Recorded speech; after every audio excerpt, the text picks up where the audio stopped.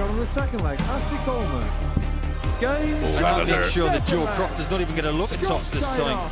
Double 18 for 116. The ton topper for Devon Peterson. And he's hit it. First leg. Game shot the second leg. Okay, double 13. That'll do. He has got form for that. And board management, you've got to smile because it's just so natural and normal, Rob. Trina Gulliver. It's a lovely finish, to be fair.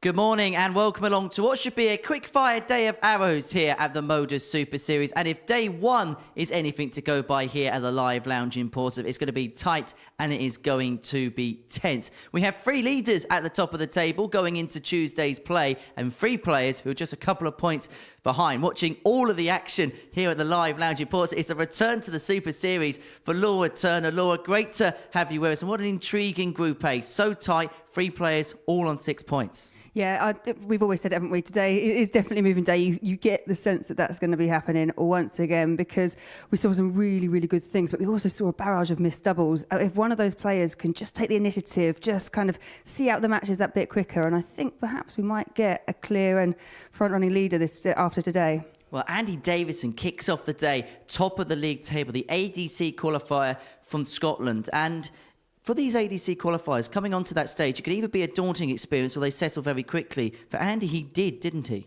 Yeah, I always find it really interesting. And I think what you're seeing now more and more from the ADC qualifiers is they're recognising that opportunity. You only have to look at someone like Tom Sykes, who now is becoming a bit of a regular here, but did come through that ADC system himself. And they're kind of taking both, the opportunities with both hands. And like you say, another one that settled in quite quickly. He most certainly did. Tommy Morris was another player who really was superb. Numerically had the best numbers as far as yesterday is concerned. And he's a player that we've seen on multiple occasions here at the Super Series. We know he's got a very high ceiling. Yeah, and I expect to see more of it. I think with Tommy yesterday, just didn't convert, as I was saying before, enough of those chances. Had the most opportunity at the outer ring, but obviously just let a few key opportunities slide, hence why we've still got this really tight battle, which for us, we love. It makes it very interesting, really intriguing, but I think after today, we might see a front runner. We may well do. Tuesday, of course, is moving day here at the Super Series, and this is how the table looks following the first day's play. Three players all on 6 points, three players all on 4 points. It's a little bit of a surprise to you, Lord, to see Devon and Brian down the bottom of the table? Yeah, but it's just been very competitive yesterday. And obviously, when you're in Group A, you know that you've got those extra opportunities. So for some players, it's just that first day, you kind of take it in your stride, you're warming up.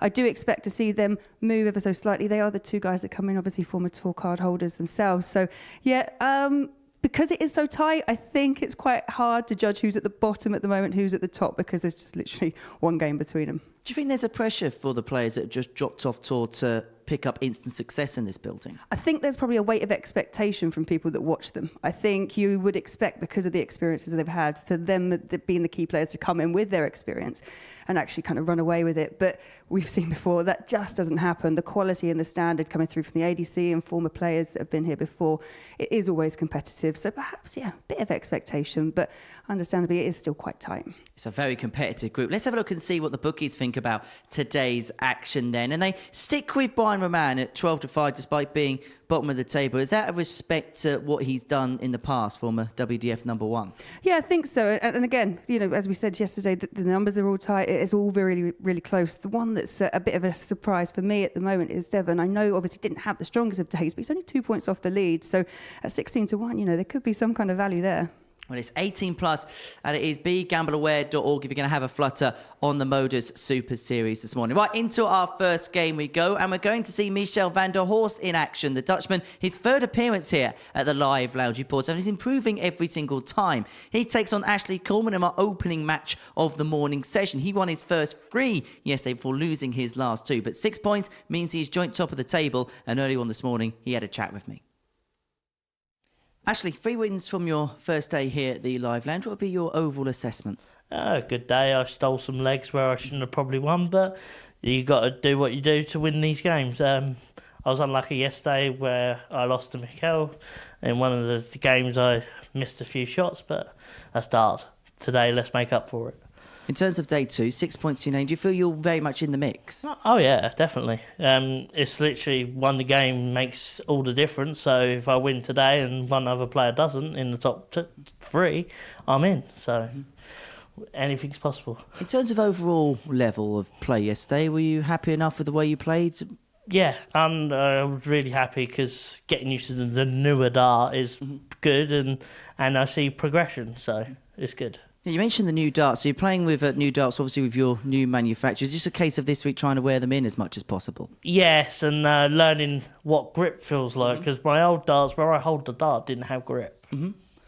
So that's just maybe just adjusting to. And Yeah. how have you found that so far? Yeah, I found it all right. I tend to pull to the left, as I noticed you guys in the stream mentioned yesterday, and that's just me adjusting and learning the dart. But I think once I settle in 100%, then the 180s are going to fly, the higher finish is going to fly, and we're going to see some really good darts. Is that the big advantage of having the week? Whereas last time you were here, you had the 2 days. You've got possibly 3 if you get through Group A, 5 if you don't get through the Group A to really adjust into things. Yes, also you get to settle into the week. You get used to your surroundings, you get used to the hotel. Sleeping here for 2 days isn't good for anyone, but after 2 days you seem to settle into the bed, you get used to everything.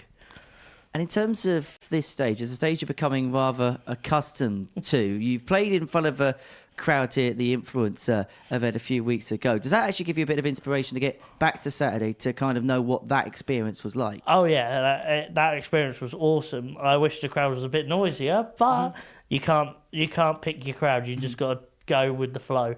But hopefully we get to Saturday either through Group A or hopefully B or C. So we'll see. We wish you well. Ashley, good luck. Thank you. A very reflective interview that by Ashley Coleman. Looking ahead to today's play here at the Live Lounge in Portsmouth. He plays in the opening game like he did yesterday, and he takes on Michel van der Horst, the Dutchman, in his third appearance here in these lumberjack shirts. The 49-year-old from Deventer made the BDO World Championships back in 2016. Up against Coleman, 27, very much on the crest of a wave in 2024. Made it to the UK Open after winning the Riley's Amateur Qualifiers and very much doing some damage across the tours and circuits. Looking to do damage this week here at the Live Lounge is the Prince of Darkness, and he did all the damage early on in yesterday's session, winning each of his opening 3 matches. Maybe slightly disappointed with the fact he lost his last 2, but he did what he needed to do early on. That's Jack Garwood, your referee, and I'm happy to be joined in the company of Laura Turner in the commentary box this morning. Morning, Laura.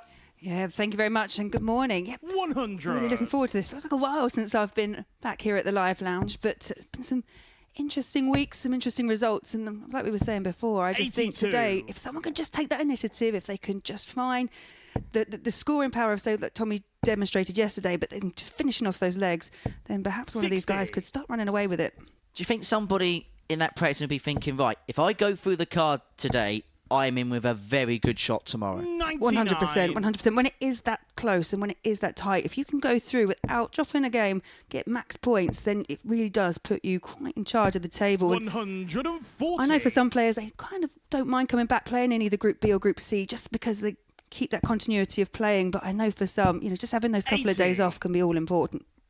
Well, for Michel yesterday, it was a fairly good day. Average of 84-84 over his 5 matches. 17 out of 49 61. on the doubles. Isn't too bad. Whereas for Ashley, 83.99 is overall average.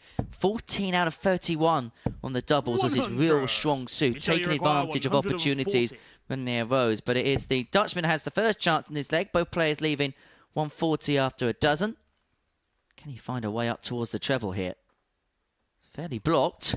60. Went high, Ashley went require safe. But what can 140. Coleman make of this? He had 3 ton plus checkouts yesterday. Did the Prince of Darts. He's not going to kickstart 100. day 2 with one. Michel, you require 80. But he's left himself on tops for the break if this 80 doesn't go.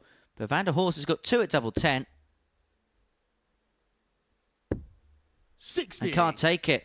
And so Ashley, you Coleman require comes back 40. for tops. Game shot on her first leg. Yeah, he really did Ashley use Coleman. that first start as a great guide there, and it's a very good start once again for Ashley Coleman. Break a Second throw in the leg. opening It's Ashley leg. to throw first. One thing we have seen Game from on. him is strong starts. And I sometimes get the feeling, I don't know about you, Laura, when you're involved in a group that's so tight, playing first and 83. winning can be such an advantage because you put the pressure on everybody else. You speak to any dart player, first game on any tournament, I know we were in day 2, but just getting that first game under your belt, because we've seen it before. You lose that first one, and even if it's a close result, you're still already on the back foot. So if you can get that first win at whatever point it comes, as a dart player, that's the most important one. Just get the W's as quickly as possible. And it was a very quick group yesterday. We had a huge smattering of 4-3s and 4-2s in proceedings on Monday, but we were still done in very good time. Helped by the fact that Ashley Coleman was involved in the quickest game of the year. We'll talk a little bit more about it when Andy Davidson's on the hockey. But his 4-0 defeat to the Scot lasted just 5 minutes and 58 seconds. Put it this way, it was a game done quicker than the time you could make a pot noodle. 180. Michelle, you require 155. Yeah, really good timing there from Ashley Coleman, that 180. Slightly on the back foot after breaking that opening leg. Now, once again, 95. In a strong position, 55 for a 2-0 lead. Require 55. Tops. Game shot on a Well, he's kind of playing Ashley to his Coleman. doubling stats for yesterday. 2 from 4 on the doubles, 2 nearly leads, and off to a fast start. Third leg. It's Michelle Van der to throw Horst. first. Game on. Work to do. You know, certainly got his money's worth yesterday. Picked up a couple of wins, was involved in another couple of 4-3s. In matter of fact, 97. he won as many legs as Tommy Morris, who finished second in the group, but won more legs than Ashley Coleman yesterday, who's got more points than him. 59.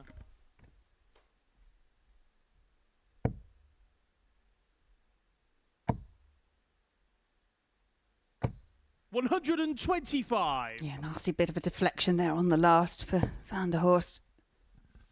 One of those players that you'd say is dependable. 80. You kind of know where their level is, but it's a level that if you're not at it, he will beat you with. Yeah, 100%. You could actually say the same with both of them. 140. I do think one slip up and the other person's normally there or thereabouts to just kind of mop up the opportunity. 100.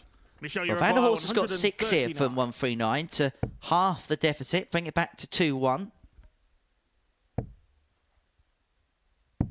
59. Leave it for 80 upon his return, but what pressure can Coleman apply? 132. Ample. Michelle, you require 80. He had problems on this in the first leg of the match, but this time he's going to have a dart at tops on the back of the 80. 60. And just like Ashley, leg you 1, require 130. cannot find that leg-winning double. And Coleman can punish, but he's not going to get a poke at the bull. 65. Michelle, you Thought require he'd go for it 20. anyway. Game But shot on no the third trouble this leg, time for Michelle Van der Horst. 2-1. Just ask the question of Ashley. Game still in his hands. Fourth leg. It's Ashley to throw first. Game on. Because he was broken in leg 1, he's still got to find that break at some point, has Michelle. 45. So that a few times yesterday from Ashley, that slip into the 5, and he was saying in his interview this morning it's a grip thing because he's got new 57. darts from a new manufacturer. He's just trying to wear them in. And what is that process like when you've got a brand new dart which you're just playing on a big stage with or 81. playing in a big match with? What is it like to wear in? How much time can it sometimes take to bed in? Well, I think I'm still trying to still trying to bed mine in. 60. No, different players do different things. I mean, I was one of those players that had the same set, even if I had another set made. 41. Just felt different. So I like to have the one same set. Whereas I've seen other players, a bit like tennis players, they just kind of get out a new racket, they just rip out a new set of darts. So yeah, it is different. But I guess with Ashley, it's a whole different setup. He's got 22. grip as well. So it is an adjustment process. But the biggest thing for players is in your head. They're just darts at the end of the day. That's what you throw it in. 120. But it's how how you're thinking about them. When things go well for dart players, everything's rosy. When it starts going wrong, you look for why they're going wrong. And sometimes new darts 58. can, be one of those reasons. I just envisage the thought of how many sets of darts Peter Wright would have if he played a full week here. 1 or 2. 60. Probably coming with a wheelbarrow full of stems, flights, barrels, the lot. 60. Ashley Well, requires having 154. broken in the first leg, Coleman's doing his damage on throw now and has 6 on 154 to establish a 3-1 96. advantage. Will leave himself on a single to double combo upon his return. 98. Ashley, you require 58. To move on away. Tops. 3-1 It's on a Coleman. four flag, And that was just Ashley so Coleman. convincing. Yeah, every leg for Coleman. Fifth Finished leg on is tops, Michelle 3 to from throw 5, first. 60%. Game on. The thing is, Michelle at times is outscoring Ashley, but when the opportunities are 68. coming, there's just a conviction about Ashley you're expecting him to get. Towards the tail end of the legs as well for Ashley, he's managed to find one of those really big scores to 100. set something up, which when you're someone like Michelle and you feel like you're ahead, you're scoring stronger, and then someone puts in that score, sometimes you just kind of put your hands up and say, just not my day, not my match today. But 140. Coleman's just hit the right things at the right time, and his finishing so far has been impeccable. The one thing we know about Michel is he'll give it absolutely everything to the last 100. die. He was 3-0 down against Tommy Morris yesterday, pulled it back to a last leg decider. Wasn't successful in that 7th leg shootout, but we know that he's going to show full courage today and that Coleman's going to have to cross the line himself. And the horse isn't just going to give it to him. 80.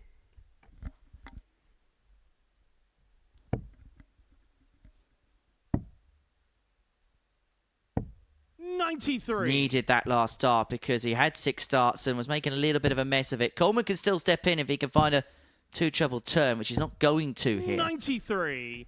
Michelle, you require 100. Quite literally the first ton topper of the day. Went tops, but that looked quite nice. 60. Alive for the treble Ashley, you there. require 128. Yep, I agree. And now an opportunity for Coleman. Double 16. 112. Well, that's a different way of going Michelle, for the you require 128. He's 40. been watching a bit of Brian Roman this week. Last chance. 30. Not gone. Ashley, you And require Coleman is 16. back for the match. He's 3 from 6 on his doubles. And he is a Big shot. And the 4-1 match, victor Ashley against Coleman. Michel van der Horst. A real good performance out the gate there for Ashley Coleman. At times, Michel had the scoring power, but when it came to the finishing, it was Coleman that had the prowess. A 4-1 victory against the Dutchman. Coming up after the break, we're going to be watching Tommy Morris in action up against Devon Peterson.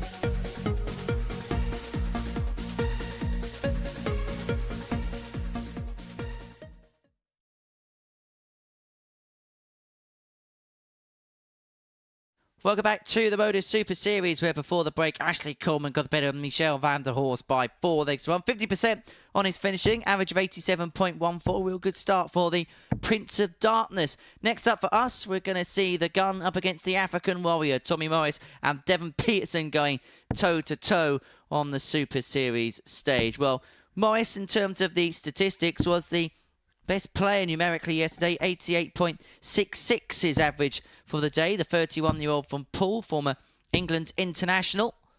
Very much trying to make a stride for himself in this game after a last-minute call-up at the back end of last year. So Devon Peterson, the 37-year-old who resides from Cape Town in South Africa, made the last 16 of the World Championship on 3 occasions. Here at the Super Series for the second time since losing his tour card at the end of 2023. He played a 2-day stint in week 4, which is why his second appearance has been granted as a full week, which I think will be a massive benefit to him. I was with Chris First Mason in leg, commentary the last time that Devon played, and there was a real improvement from day 1 to day 2. And for someone like Devon, who's at the rebuilding stage of his career, probably having a full week here will 100. benefit him because he can work on a lot of things.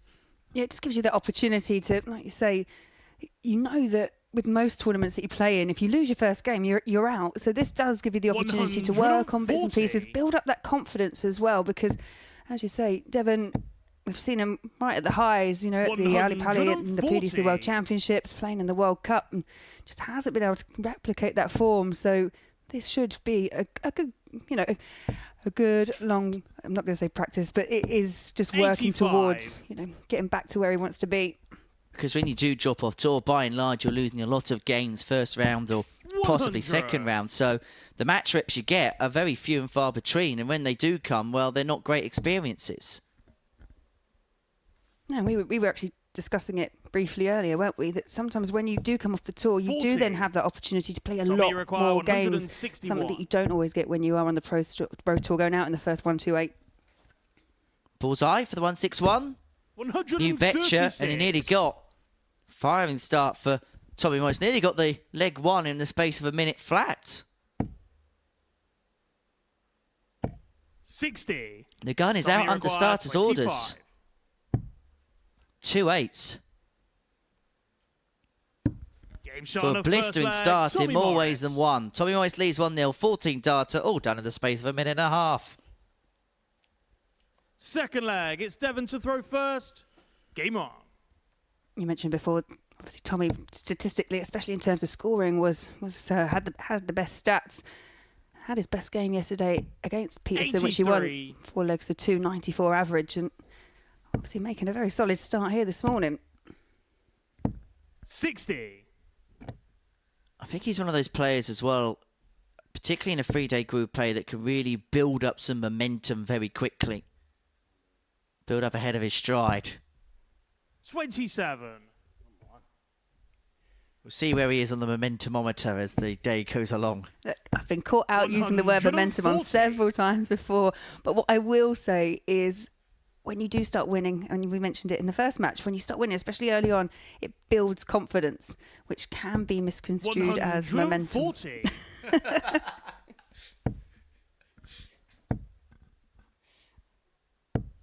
85. And of course, you can get in contact with us at the Super Series. Our handle is at MSS Darts on Facebook, Twitter, and Instagram. And you can get in touch with us as well via the YouTube chat room. 100. Any questions, comments, or queries, you can tap them up on there, and we will answer 1 or 2 as the day goes along. Devon, But you require Peterson, 151 to 151. square this match up at 1 apiece.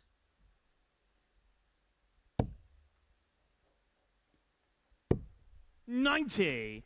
Tommy good last require there from Peterson, but 116. Tommy Morris, this is not out of the realms of impossibility. Is now.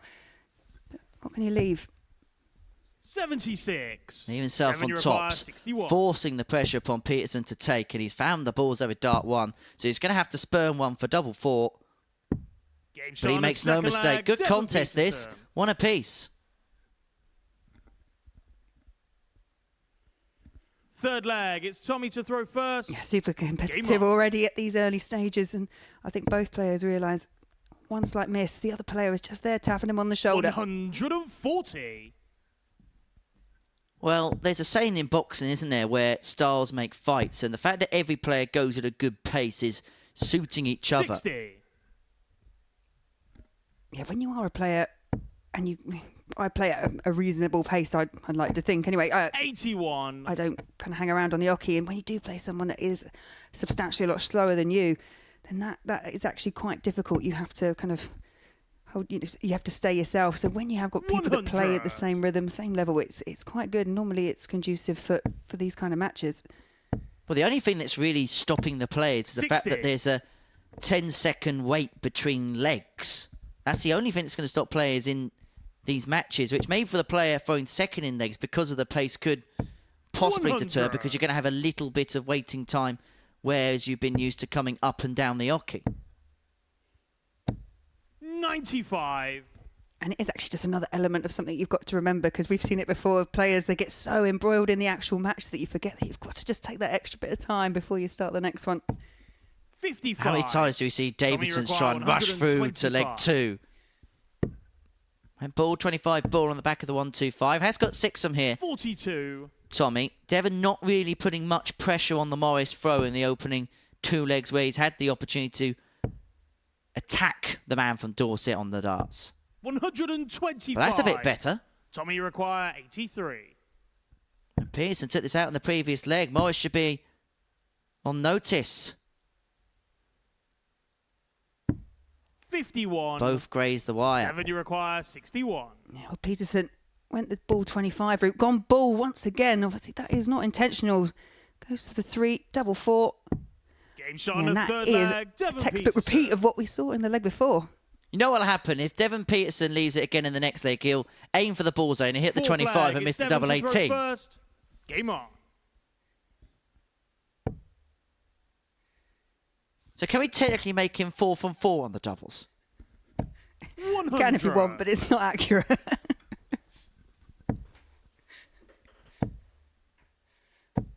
$140. But Morris's head will be in a bit of a spin, because he's severely outplayed Devon in these first 3 legs, but yet finds himself behind. 41. As it stands currently, there's a 13-point difference between the averages. Devon running around 82 or 81.5. Tommy Morris on near on 94.5. And as you say, the results don't quite reflect that. Right, so those 2 darts missed at double 16 on the back of the 83 for 100. Morris, which is the key difference so far in this contest. 96. Well, Coleman winning that first game, if Devon can win this one and Brian can win the next, he's going to have a bit of a buffer at the top of the table. 60. And poor Michel van der Horst will find himself 4 points behind, which, when the group is as tight as it is, could be a massive gap to make up. 99. But Morris are going to render all of that irrelevant, leaving himself 66 after 12.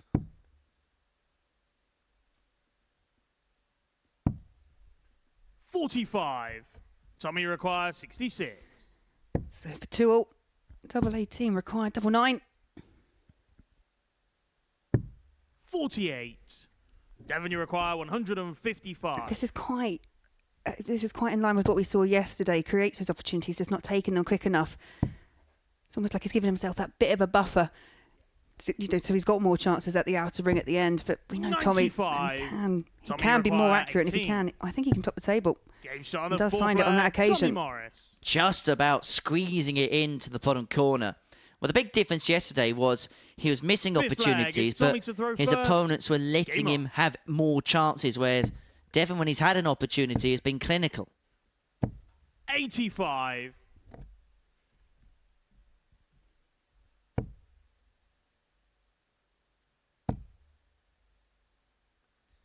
What do you think would signal a good year for 140. Devon Peterson in your eyes?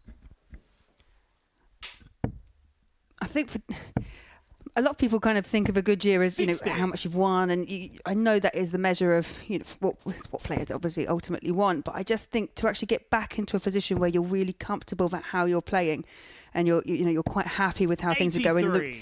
even if the results aren't quite going your way, because darts is so competitive at the moment, you want to be happy with the performances, because once you've got that, then you get the confidence, then you can push forward. And I think for Devon, he wants to just build himself back up. I don't want to speak on his behalf, obviously, but I always kind of associate Devon with being on the Pro Tour and being up there, in the mix with a lot of these players. So I think for him, if he can just build himself back up and get somewhere near that, then 100.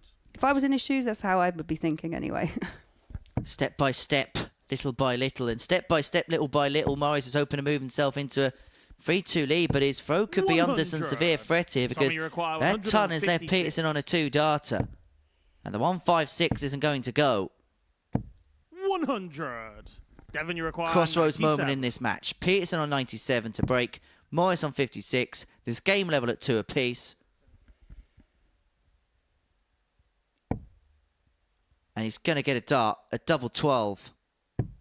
85. His first miss at the outer ring could be a pivotal one. Yeah, just taking that step back. Did make the 16, but not exactly where he would have wanted it. But double 10 to go within one. Tommy Morris. 46. Devon, you require And Peterson 12. is going to get another chance. Makes no mistake on the double 6. He breaks the throw of the gun, and he now has the darts to win the match. 6th leg. It's The Devon key difference in this contest, Game on. the outer ring. Morris 2 from 9. Peterson 3 from 4. 140. And now has put on the real push towards the line.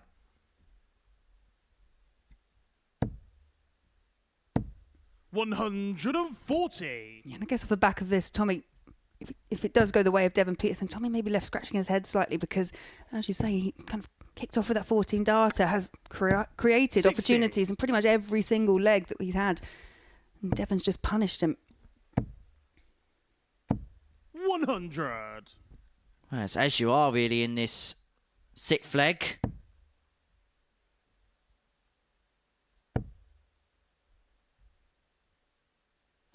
However, that could be a 26. slip that allows Morris in to break back. 81.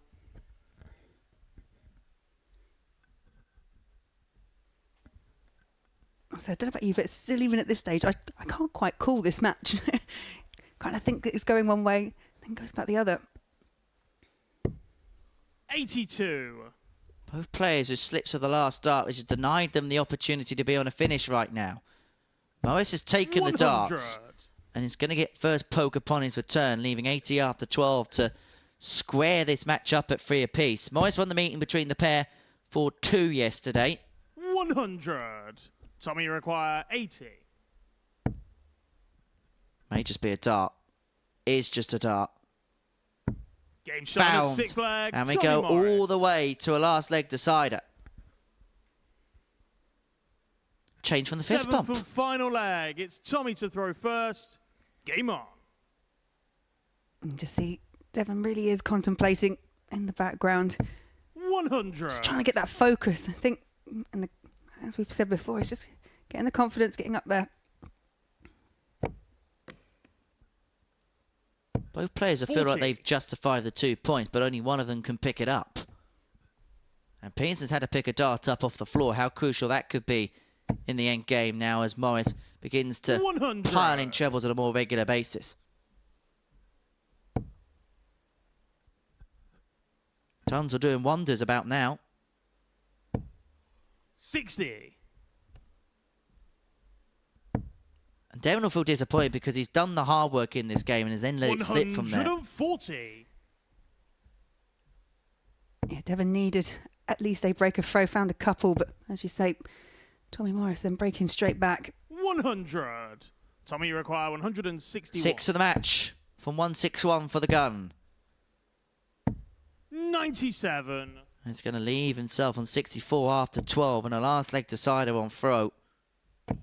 Average of 93.36. 140. Tommy, And eventually you he may require find 64. himself over the line. But he's not going to get a shot at this 32. turn. Devon, you Half the require score and hopes. 161. Yeah, and I think for Peterson, could sense the opportunity, but just couldn't execute the plan. 81. Tommy requires. And so Morris 32. is back for double 16 to eventually get over the line. He's had more than enough opportunities. Now he's going to have to scamper around for double 12. 8. Doesn't go. Devon, you require 3 80. from 13 on the doubles for Tommy Morris. Devon Peterson's going to have a match-winning opportunity here. 1 dart at tops. 40. Doesn't go. Yeah, Tommy opportunities requires galore for both 24. players. Morris now staring down 24 once again. Game shot. And the match. eventually Tommy gets Morris. over the line. Tommy Morris comes back from 3-2 down to get the better of Devon Peterson in a last leg decider. He had really dominated the opening sways of the game, but allowed Peterson opportunities. As you can see, 4 from 15 on the doubles. When Devon had a chance, by and large, he took it 3 from 5, although did miss a match start in that deciding leg. The final game of the first round of fixtures sees Brian Roman take on Andy Davidson.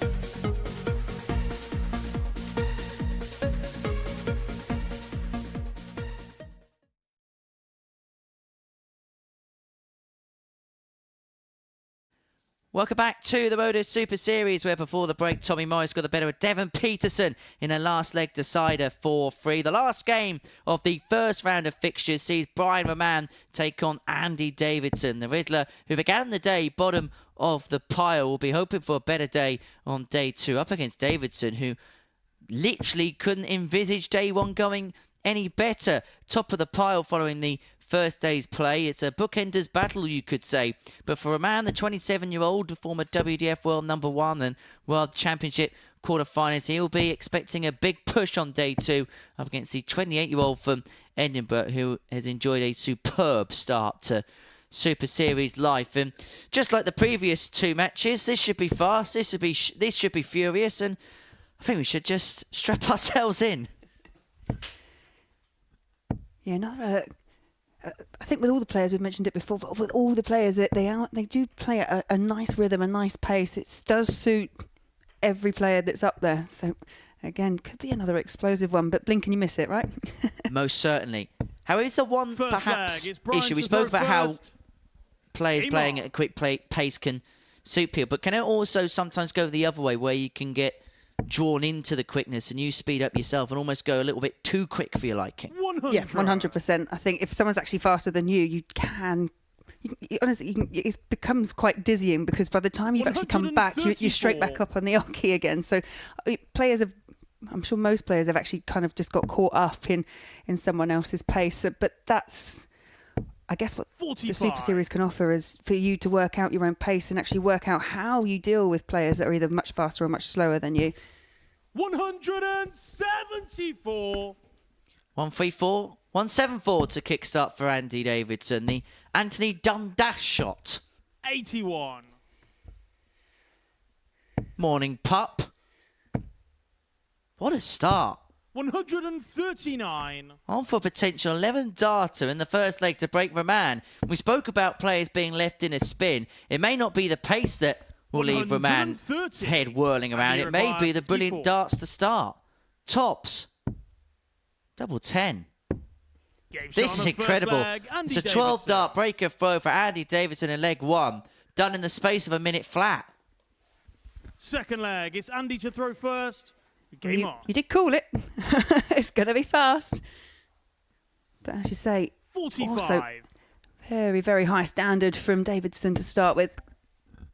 And we had a look at his ADC numbers, myself and Paul Nicholson yesterday. We were really impressed. They're around about the mid-80s mark. And actually, his average reflected 85.44, 18 from 55 96. on the outer ring. And I'm happy to give him a little bit of a caveat, though, in terms of his last performance, where, okay, he beat Roman by 4 legs, 1 his meeting yesterday, but average only 73.88. 100. Other than that, the numbers were fairly good. 81, 59, 85, 78, 89, had that 96, 100. 97.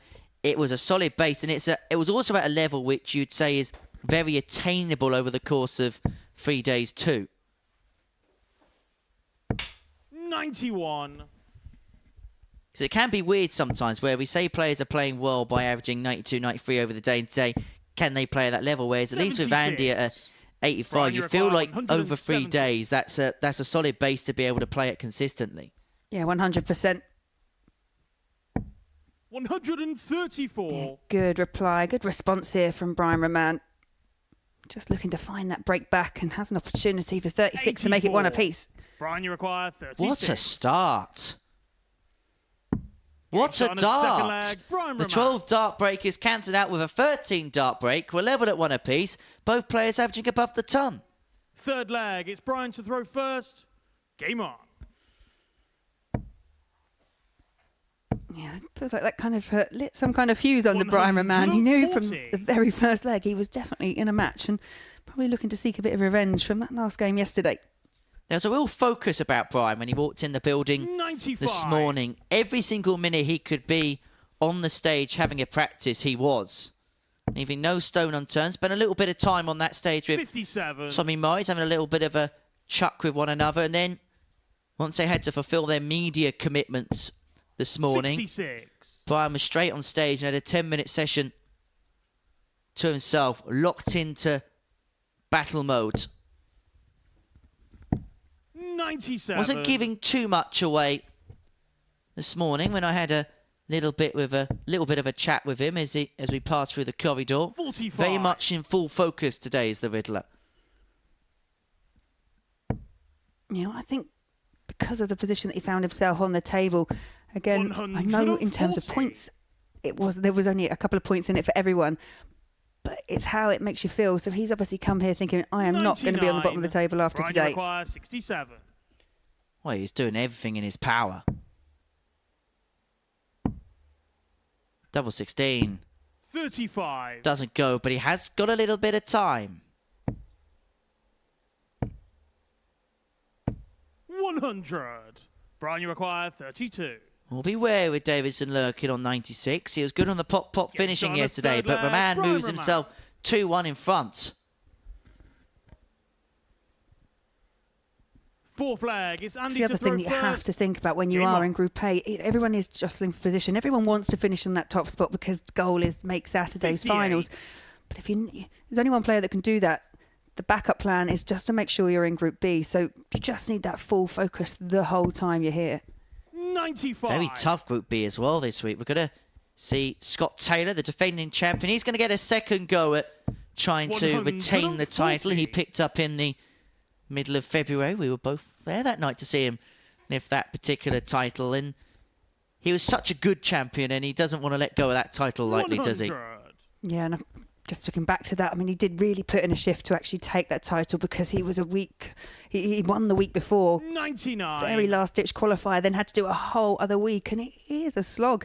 So, and I think he was a key example of how important it can be to win Group A, just to have a couple of days 87. respite. Yeah, Aidan Kirk has done some fantastic stuff on the Challenge Storm. We've got a 10-time world champion as well, 44. Trina Gulliver, as part of that mix in Group B, Thursday night from 10 o'clock. And they'll be joined by P2 and P3 in Group A. 59. And you require 160. Well, both players on 160 here. Davidson's not going to take it out, but he's going to leave it handy. 140. Very handy. Brian, you require This is going to have to go. 160. Square this match up at 2 apiece, 140. cancelling And you each other require out in this 20. leg. But who can land the KO blow? It's Davidson. fourth And we have a flag, level Andy game. It's 2 Davidson. apiece. What a contest. Both players averaging in the 90s. Roman 98.52. Davidson Fifth leg. It's 91, Brian to throw 93. first. And 4 legs done Game in the on. space of 6 minutes. It's crazy. 140. Yeah, again, solid start for a man. Now everything going back with throw. 125. It's one of those things, isn't it? You think, just got to hold your throw. These guys are making it really quite hard for everyone to hold their throw because one little slip and the other person is there to just mop it up. 140. And you can almost be conscious of making that mistake or being the one that lets your opponent in. 180. I've got no words. I'm sure you'll find him again, Henry. 140. Well, Davidson's already had a 12 100. in this Brian, you contest. require 81. Roman could go one better. But he'll take a 12 of his own here. Double 13 is his favourite double. 68. But it doesn't go. Andy, you require 96. He 72. needed the double 12 and Brian, the you let require off there 13. for a man. Lucky for some. Game shot on the fifth Lucky flag. for Roman. Brian He Roman. leads 3-2.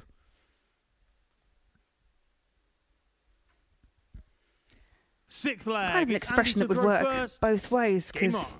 yeah, it was lucky for Roman, but very unlucky for Davidson.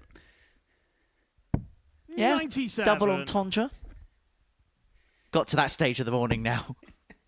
It's only game 3. Come on, not yet. 100.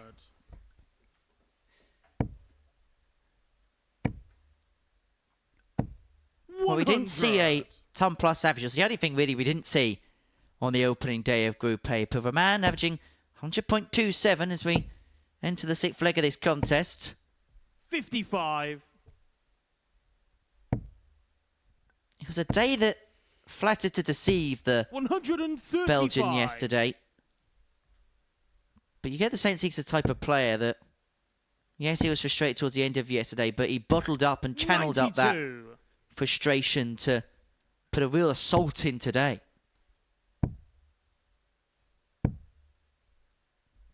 33. Yeah, and you can see the disappointment on Davidson's face there at that visit. 96. Andy, you require 136. Well, perhaps the only thing we haven't seen in this game is a real big out. 100. We've seen some great legs, some Brian, great you require scoring. 150. Could be rounded off for 158. Another. Would have left double 19 for the match. And so Davidson sat on a double 118. Andy, you require 36. to make it 3-3 as a man decides, you know what, double 19 to lead tops.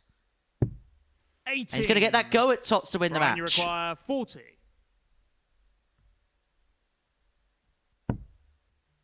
It's double 10. It's a win for Shot. And the Roman match, in a Brian real Roman. good contest. He gets the better of Andy Davidson by 4 legs to 2. Both players averaging in the 90s. Roman 50% on his doubles, an average of 97-97 in the end. Andy Davidson, well, he just ran into one. He kind of lit up the blue touch, painted the man in yellow by hitting a 12 darter in leg 1. But then Roman ran away with proceedings. He wins hole 2. Coming up after the break, Devon Peterson in action up against Michel van der Horst.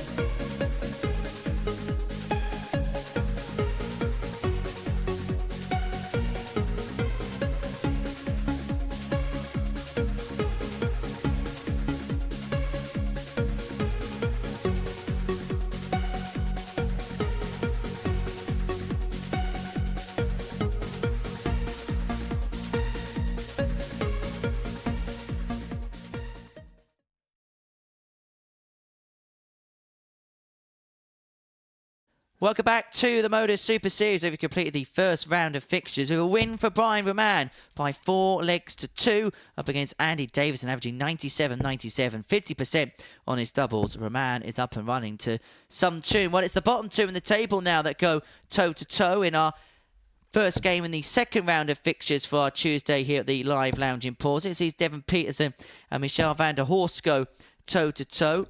Van der Horst losing out 4-1 to Ashley Coleman, whilst Devon was defeated in a last leg decider against Thomas. Maybe scratching his head somewhat as to how he lost that game when he broke to lead 3-2 in the contest. It should be an interesting battle. 2 players which, by and large, yesterday were quite evenly matched on paper. 50. Yeah, and I think there's something that we're going to end up referring to quite a bit because, for me, the way they performed, at least over yesterday and coming 60. into today, all seems very much, it's 1 or 2 darts that are splitting, you know, in terms of the points and the averages. I think it's going to be down to those key misses and who can actually capitalise. 81. So far, that's what we've seen this morning. And as you said, Peterson probably is scratching his head slightly because he made the breaks, he got ahead and then just couldn't quite hold on at the end against Tommy 100. Morris. You mentioned it in game 1, but Michel is one of those players that you just know whereabouts he's going to be. He's going to be solid. He's going to be asking questions. And it's 60. all about you in terms of answering what is put in front of you by this Dutchman, who has improved a lot since we saw him here for the first time 60. on a couple of ADC European qualifiers to get here. He's earned his passage of right. And when you consider some of the players that have won qualifiers, look at Jimmy Van Schie, for example, and he has gone on to do some great things, not just here, but also in Denmark at the weekend. Yeah, did very well and only just missed out on that golden ticket. Losing to another familiar face, or becoming a familiar face here in Connor Scutt. Connor, who he's going to hate me for saying this, but he's going to be a real contender for that championship at the Lakeside in December. Okay, double 15. Skims the wire for 150 out. 91. He likes the ball. Does he like double 16? Yes, is your answer. 1-0 Peterson. The combination finishes. It feels like he has it on tap right now. Yeah, especially if a ball is required, or actually even if a ball isn't required, because let's remember it was actually 61. I think he was over the 25s obviously last time round. But if Peterson's hitting a ball on a combination checkout, you put money on it that it's going to go. Def, Taxes, and Peterson with a bullseye on a combination. It goes. Well, I say Def and Taxes unless your name's Jimmy Carr.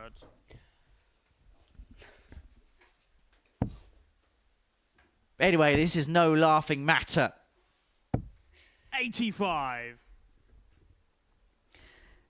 No, and in the context of the group, okay, I know it's early on the Tuesday, but one of these two players will be without a win so far today and be stuck down at the bottom of the table on 4 points. So already early on, but starting to feel important because no one wants to be cut adrift. It's one of those groups, and 55. we've seen it before, where tight groups after day one can actually lead to table separation because you then see things just amalgamate in other directions where players make a push where some players can deviate. But the signs so far for Peterson have been quite promising today. Missed out in that first game, but averaging 95 in the early stages. He's just looked likely. 139. There was no bullseye, so Peterson isn't going to check. 99. Have a great set-up play there from Devon Peterson. Leaves himself on tops after 12. And there's really not much that Michelle can do about it. 94. Devon, you require 40. Be for the third leg today to be one in this 4-visit range or less. 20. Doesn't Michelle, go. you require And a horse, 128 to square up at one apiece. Treble for bull. Bullseye. To hoist Peterson with his own petard. Level we are, 1-1. Third leg, it's Devon to throw It's taken it to game 4. Game on. We have our first on top of the day, although to be fair, that's probably more because of the quality of the scoring from our players as opposed to the lack of finishing. Yeah, I'd agree. I think the set-up play so far that we've seen has been very, very strong. 119. But again, Devon's missed a few opportunities to go 2-0 ahead. It's just given him a lot to think about. Michelle comes back with a 140 himself. He's a player that's getting better every time we see him here. And that's all you can ever ask of a player, to improve 60. time after time. He hasn't made it through to a finals night yet, but that is his burning desire. He stays on a Saturday night on the previous 2 occasions to watch the finals, 54. but he wants to be on that stage in front of a crowd, and it'll be a real mark of progress for him. I would say that when you are in that 100. position, you haven't made it quite through, and that is what you want to do. Every time you must look at the lineup and think, oh, really? Very tough lineup once again, but I can't remember the last time that we've ever said, that we've said there hasn't been one, because the quality has just been so strong. Strength in depth. And then you have ADC qualifiers like Andy, who to maybe a lot of people for the naked eye is probably a little bit of an unknown quantity, but comes in and punches in some good numbers. Well, 99 for Peterson. 96. Could possibly start on the bullseye. 99.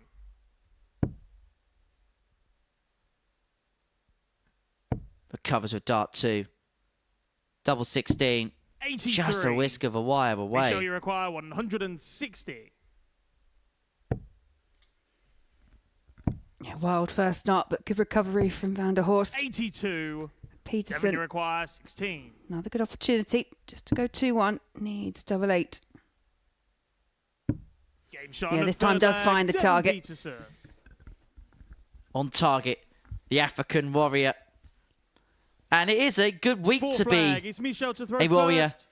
in Game on. sport. Congratulations to Kyron Wilson, the warrior, for winning the World Snooker Championship last night at the Crucible Theatre in 100. Sheffield. Beat Jack Jones by 18 frames to 14 to pick up the title in the Steel City.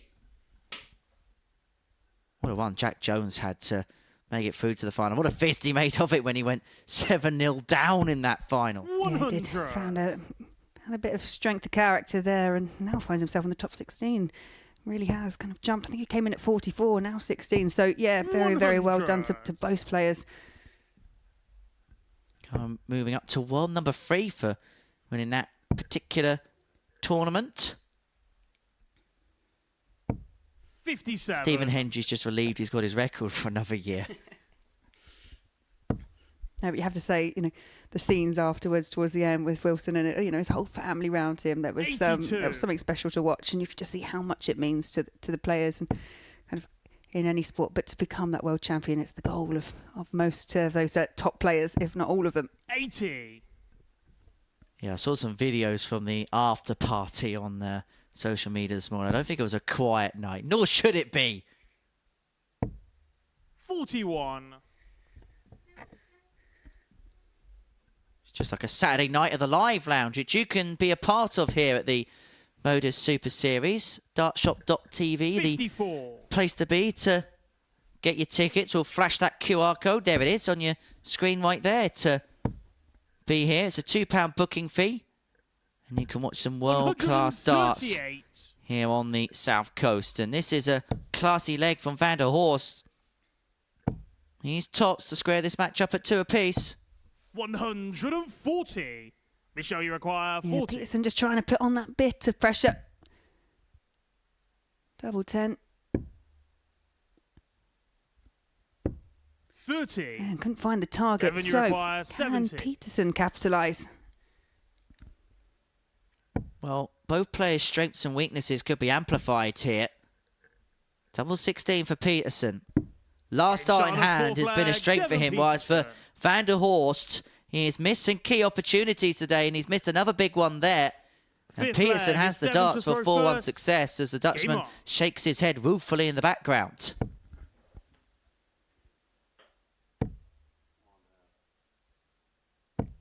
$60. As you said before, that Van der Horst, not one to give up. One that really does fight until the very last start. But 60. the difference between 3-1 being one leg away from losing and 2-all is absolutely massive. And Michel's the long way of 3-1 behind as well. He's got to find 2 breaks 100. as opposed to 1. Yeah, good point.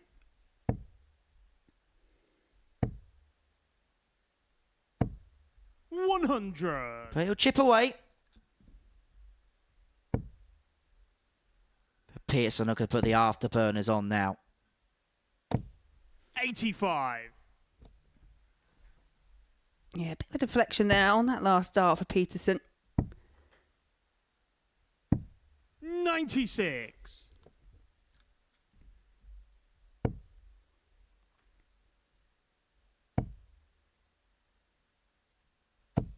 $100.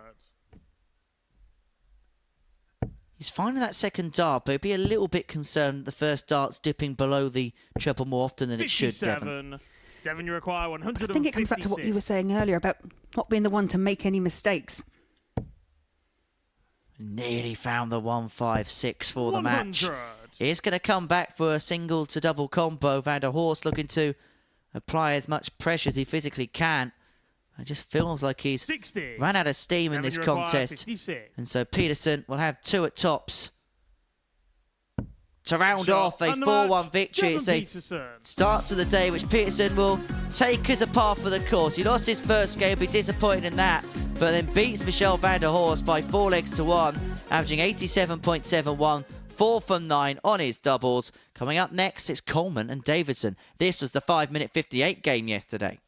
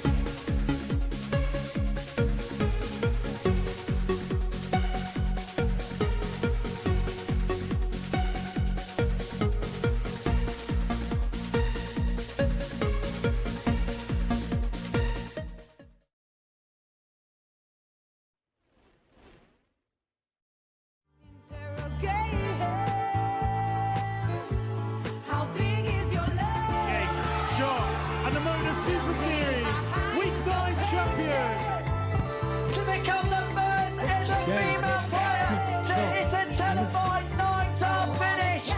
Again, over to the right side. This is a Stephen Bunting area of the board. Fantastic dart from Fallon Sherrick. Fantastic finish from Fallon Sherrick. Generational talent, playing at the peak of her powers. 16. This is looking good, isn't it?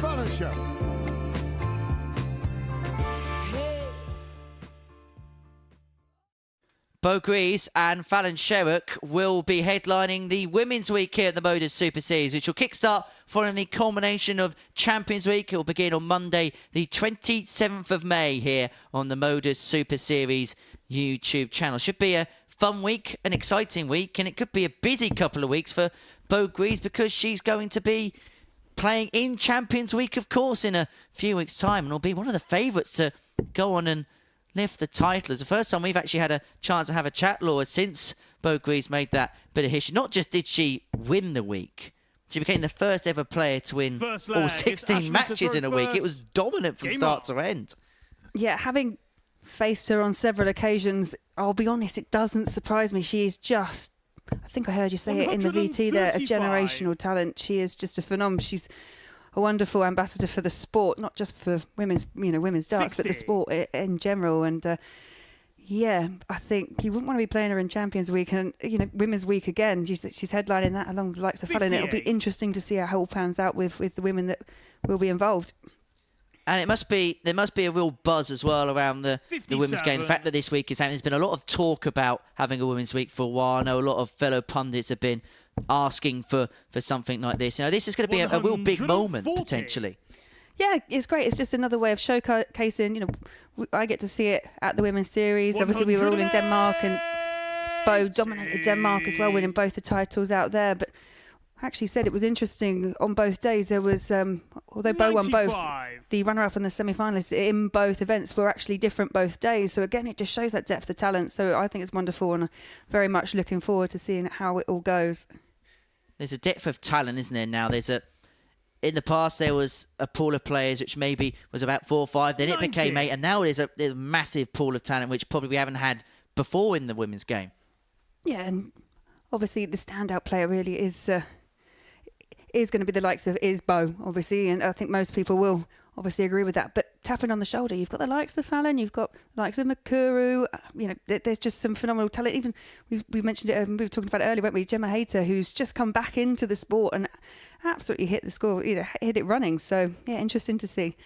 Been just a little bit of a stoppage in play here at the beginning of the first leg between Coleman and Davidson. Coleman heads back to the table just to refresh himself, and both players fairly new to the Super Series, so just having a couple of seconds just to recompose, but it gives us a couple more seconds to talk about that Women's Week and talk about what's happening in general in and around the Super Series. First, I've actually had the chance to speak to you in Series 7. There's been a lot of darts that have been played ever since. What's been your overall thoughts and assessment of the series so far? Yeah, again, it's just, I've said it a few times, but I love seeing the ADC players come through. I mean, obviously we've got Davidson here this week.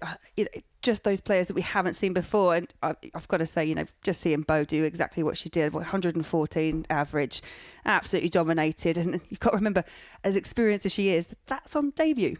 So, that in itself is phenomenal. So, yeah, there's been a lot of highlights. But again, for me, I always look forward to Champions Week. I love to see how that pans out because you've got all your winners there. You've got the ones with that bit of experience. They know how to win a title.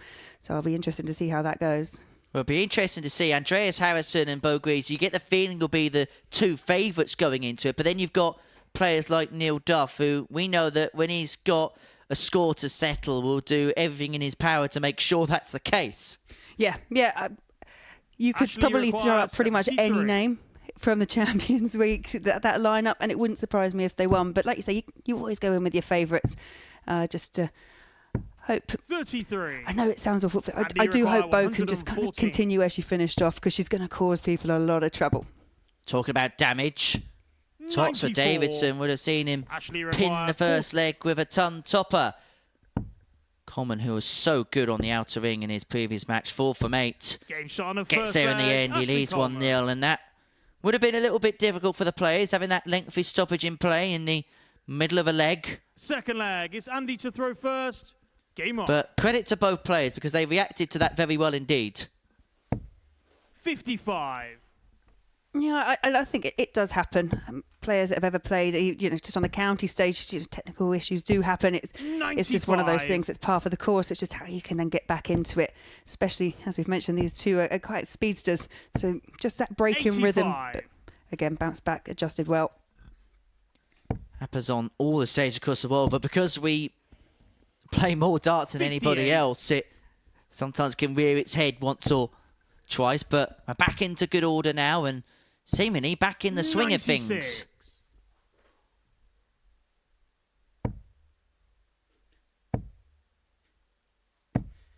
85.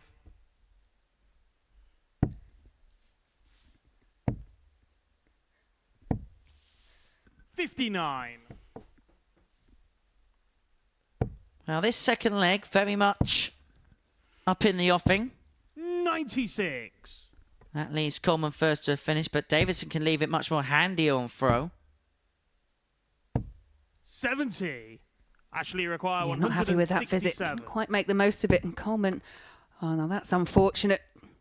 Just lost a bit of the power, hit the 79. wire on entry to the board. And you require 136. 136 for Davidson. Isn't going to go on this particular occasion, but what he is going to do is leave it handy for double 18 upon his return, if there's a return. But this was one of the issues yesterday for Ashley, and he mentioned it in the interview. Getting used to new darts, getting used to a new grip. And that's what it is, the odd slip into the single 5 here and there. Game shot on a second leg, Andy Davidson. But Davidson makes no mistake on the double 18. Level we are, 1-1. I mean, you do have that kind of occasion where your darts may drift into the left or into the right. The one time you don't want it is when you're going for a finish. You can kind of adjust slightly more when it's scoring, but 43. when you're at the business end, that is the worst time to have it happen. Well, one thing that is 92. promised, this game is going to be finished in 5 minutes and 58 seconds.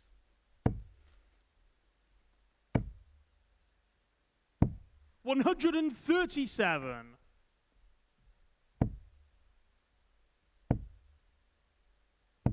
41.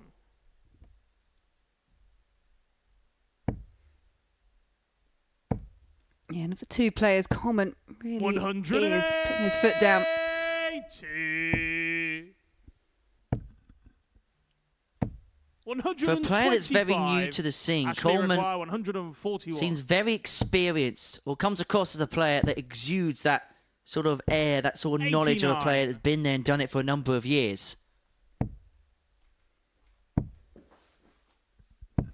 96. The thing is, if you're one of those players that's got it in your locker, that you don't get overwhelmed by the occasion, then that's what allows you to do these kind of things. He's obviously an experienced player, just not at this level. But Coleman's the one that again takes the initiative and finds tops. Tops really has been a friend to Coleman today so far. Fourth leg, it's Andy to throw Leads by 2 legs to 1. Well, this was a comprehensive win for Davidson yesterday. This feels a little bit more like a nip and tuck contest.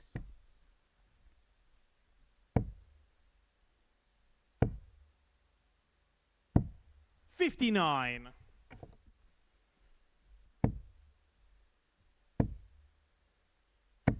180. Another 180 there for Andy Davidson. 96. Well, the damage has all been done on throw so far. Yeah, and he seems to be able to react. When he does go a leg behind Davidson, he just seems to have it again in his locker that he can come back very strong. And again, down to 182 and 9 should be on a good finish here. Now, we've seen this more today than we had yesterday. 55. A few slips from Davidson drifting aside into the treble 5s or the single 5s. But he's left the hinks. 135. And he require 127. And again, another treble 5. 95. But the recovery's good enough. He's left himself on a double if Coleman cannot catch the 126. Yeah, no, and he can't. 54. And So he double 16 for 2 apiece. Double 8. 24.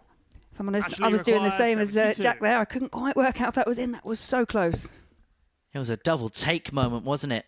This could be a break moment. It's a Game shot break on a chance. full It's flag. seized Ashley upon by Coleman. Coleman into the top corner. He leads 3-1 and now has the darts for the match. 5th leg. It's Ashley to throw first. Game on. Your worry is for Andy is you hope that 41. not reality sets in, but his head drops if he loses this game because he's had such a good start here. Yeah, sometimes when you've had that good start and you're on to 95. something, then you want to back it up. You want to show that it wasn't a one-off. You want to come back in and do the same again. And sometimes you can just try that little bit too hard. But credit to 41. Coleman, whenever he has had a chance, he's been absolutely deadly on the outer ring. He's 3 from 7, and that was his highest checkout in the match just a minute ago for 72. 135. Just cannot leave the door open for Ashley Coleman at the moment. And I think because the Super Series have given second chances to ADC players that have 97. impressed here. Sometimes it could be a case of you that obviously you want to come to play well this week, but there's also sometimes an 126. eye looking forward to try and get that second invitation as opposed to a qualification. 96. And you require 145. But that is a glaring issue that 95. both players are going to have to try and figure out the 555 hitting. Just off compass a little bit. 96. And you require 50. Double 16, and this would be for a break straight back. 18. And Ashley, again, you require desperately close, but 130. match-winning opportunity here for Ashley Coleman. Can he work away above? No is the answer. 60. And so Davidson, require double 16 to 32. bring it back to 3-2. Beautiful Shot on the guide, fifth inviting flag, guide, and Andy he uses it Davidson. to full effect. The game's back on throw. 6th leg. It's Andy to throw first. Game on.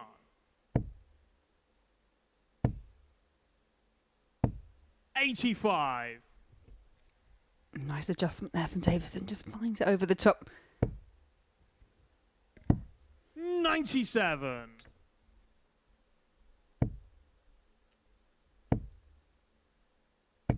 60.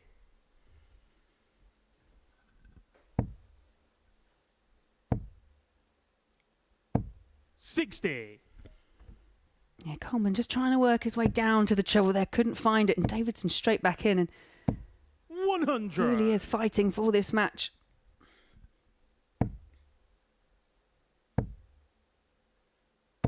100. Time for Coleman.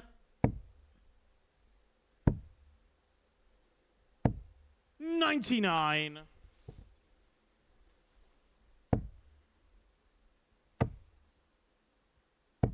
100. And you require 157. To save the match, 157 isn't going to go, and so Coleman 133. may have to take out Ashley the require 144 here because 144. Davidson's left himself sat on a double. He's not going to. 100. And you require 24. To level the match. Over for double 6 and Game shot trying on to the sixth target with flag, 3 Andy apiece. Davidson. Going all the way. Well, if you take out 7th the and final leg. It's 3-minute Ashley to throw interlude first. Game in on. the middle of the first leg, 6 legs have been completed in 9.5 minutes. 135. Yeah, they're definitely not hanging about. Getting closer to that finish line. I don't know, it feels like they're almost 90. speeding up as the finishing line is incoming. Yeah, sorry for that little bit of a break in the first leg. However, the 95. service since has been absolutely superb. Oh, that could be a huge moment. That could be a huge visit for Davidson. Yeah, we say with darts, all about timing. Third 180 of the match there for Davidson. 46. And really has come out at the most opportune time. Can he leave something on? 54. Well, the intention was good, just the execution 90. was a little bit off. Coleman first to a finish. 99. But Davidson will feel like he's in a better suit. 135. Yeah, now 78 41. for Davidson for Andy the match, requires for a 78. comeback. 2 in hand, double 12, now double 6 to get shot over the and the line match, and a win Andy for free. And look Davidson. what it means to the Scot as he gets the better with the Prince of Darkness in a 7th leg decider. It was a game that swang in any which way, but in the end, it fell in the direction of Andy Davidson. 87.68 the average, 4 from 15 on his doubles. Coming up next, Morris against Roman. This will be a little bit quick.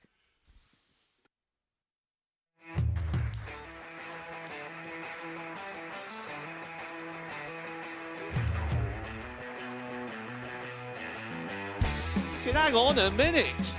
Wow! Oh my God! Well, that's 100 quid down the drain already. Itching to hit the 180. He's gone for the maximum.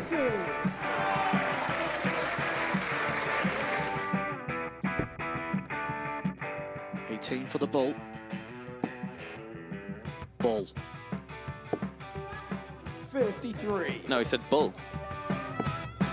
That's a great first out from Adam. Oh, look at this. He's going to leave Skate. Oh, can you believe it? That is unbelievable.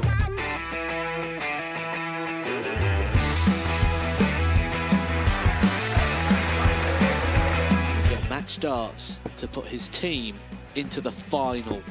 And through to the final they go. Charlie Murphy has hit the match-winning dart on both occasions. Double 4 for the title.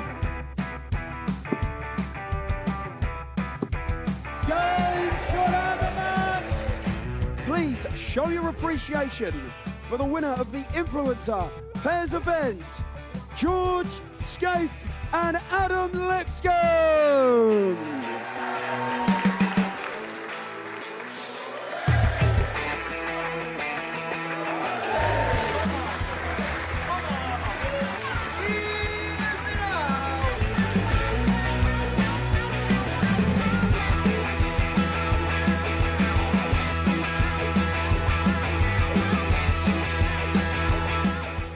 He seems to be out, that's what he is, Charlie Murphy. A couple more visits yet. We're not going to need that. Oh, Bosch. Pie Face is through, he gets And there he's in the end. absolutely buzzing. It was a game that Pie Face dominated throughout.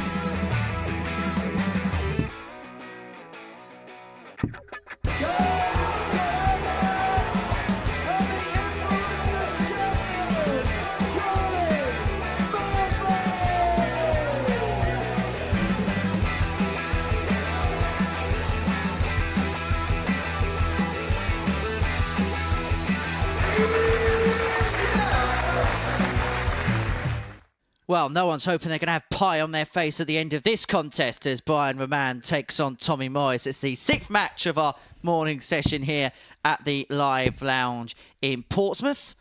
And for these two, well, the day has began with victories. For Morris, a 4-3 success against Devon Peterson. Roman getting the better of Andy Davidson by 4 legs to 2.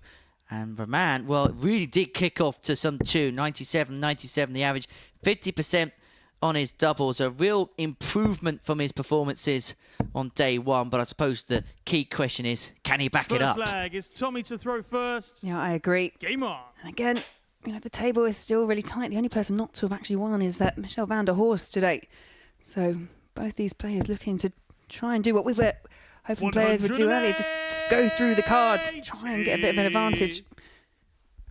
It's a pretty steady start there from Morris. 108. The average is a 180, 180. 59.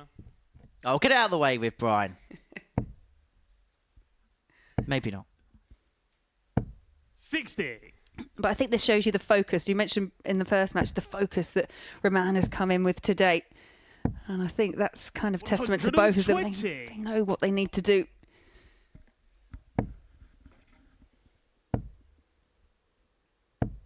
$85. Tommy, you require 142. Slip with the last start. Could be fatal for Brian in this leg because it's given Morris 6 and 1-4-2. And he's going to leave himself on a single to double combination after 12. 58. Tommy, you require 52. Yeah, tops. 32. Brian, you require Yeah, a bit of frustration there from Tommy Morris. Has been a bit of an Achilles heel for him, the doubles. And a man will know that, and he'll want to 52. try and keep himself as honest as possible. 20. Be a little bit disappointed to leave himself Game shot on the first leg, 66, Tommy rendered Morris. irrelevant anyway. 16 data, 1.5 minutes, 1-0 Morris. Second leg, it's Brian to throw first. Game on. I'll tell you what, I want to do something in 56. darts we've never done before. When Tommy Morris takes on Andy Davidson later on, I want there to be a 140. stop clock on that screen, like it's a football match. Have a little timer going. 40. Well, that's violently spat out halfway back down the stage. A man's had to walk down the wrong side to retrieve the dart. 100. Yeah, good last there from Tommy Morris. In case you're wondering what I meant by walking down the wrong side, the players are told to walk off down the 100. right-hand side of the oche because we have a camera square on to the left-hand side of the stage, which brings you 57. the action from the board. And if they keep walking past that, well, you can't see any darts. There's some groups where it might not be a bad idea, but this group 43. definitely not. See, if it was the other way around, I might ask you to like call out which groups you thought weren't the ones 140. you wanted to see.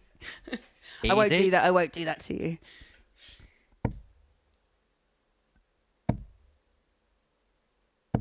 $95. Matthew Edgar against Scott Tommy Mitchell. requires 64. Tops. Double 10. 44. Doesn't go. Has Brian, Roman you got require a 167. real big ton topper in the locker.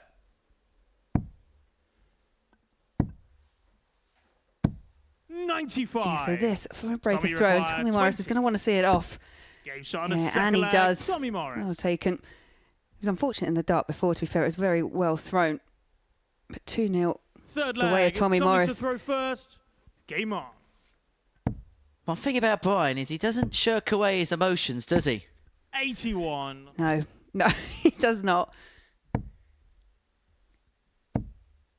Morris kick-starting the game with two 60. 16 dart legs, which kind of, at the Super Series, you'd say is probably par for the course. 115. Score heavy at the beginning of the leg and then take it out on anything between 15, 16, 17. That's probably about par, 5-6 visits. 60.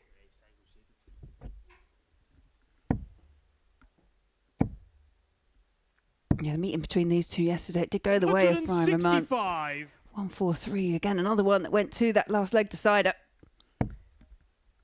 Morris looks like he's in a position to 58. try and deny Tommy, you require Brian 104. Roman not just the last leg decider, but a leg at the moment. Well, we saw just 82. 1-4-0 yesterday. That was the aforementioned game between Davidson and Coleman. But a couple of threats of 4-0s. You know, Michel van der 92. Horst, but he's found Tommy that required solitary leg 58. in the contest. But this is tots of 3-0. Shot on the That's a third leg, 14 Tommy darter. Morris. Tommy Morris is going great guns here. He leads 3-0, 98.02 Fourth leg, the it's Brian to average. throw first. The Game man on. has got it all to do. 140. Yeah, solid start there for Roman. Cannot afford to make any mistakes as Tommy Morris 140. fires back with a 140 of his own. Well, Brian Roman is the perfect sparring partner for Tommy 60. Morris, and case in point right here, right now. 83. I never thought this is possible, but Tommy Morris is speeding up. 59. Yeah, quite often you do see it with players. There's a sense of urgency, but for me, when Tommy's doing it like this, He's now looking solid. He's looking confident. 84.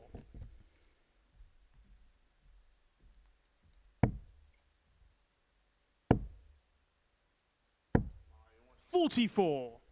Well, a real sign of frustration there for Brian. Tommy's got 6 for the match from 194. 140. Yeah, and then you see the expression there from Roman.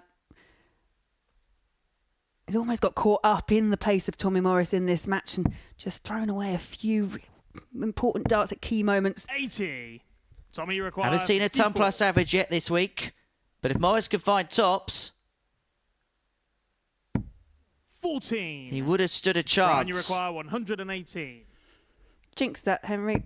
But 18 for tops here for Brian Roman. Game start of 4 flag. And Brian that's a Roman. solid finish from Brian Roman. Well, the good news is, because Tommy Morris didn't win that leg, 5th he may flag. It's Tommy unjinx to me. throw first. Possibly. Game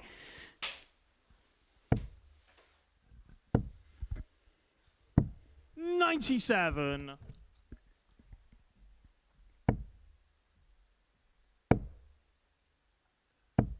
Well, 100. Morris was reeled in yesterday against Michel van der Horst. He moved 3-0 up in the contest. Was pegged back to 3 apiece before Morris then won the deciding leg.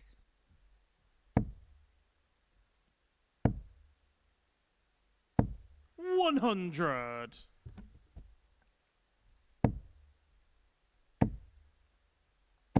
60. They're averaging 8 seconds now. And the par for the course is usually double that. 60. Yeah, Morris straight back in the treble. 100. If you want to watch this in normal speed, then half the speed on YouTube right now. 59. Tommy require 144. 6 of the match.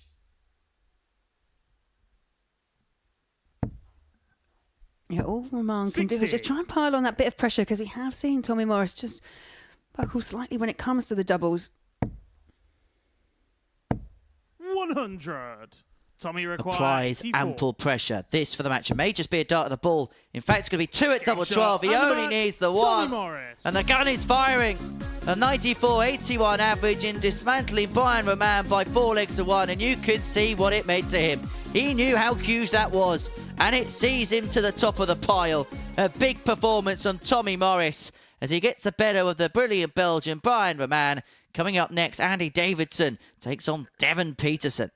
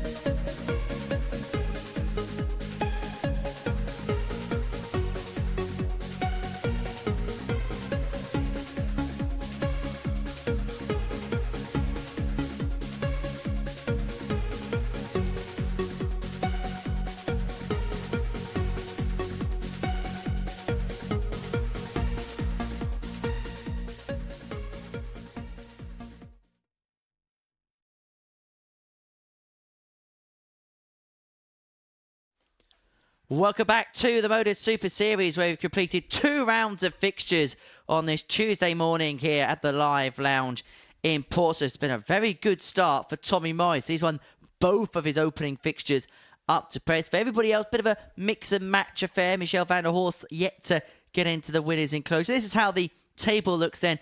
As a result, Morris with a 2-point lead at the top of the pile from Andy Davidson and Ashley Coleman, respectively. Peterson and Roman on 6.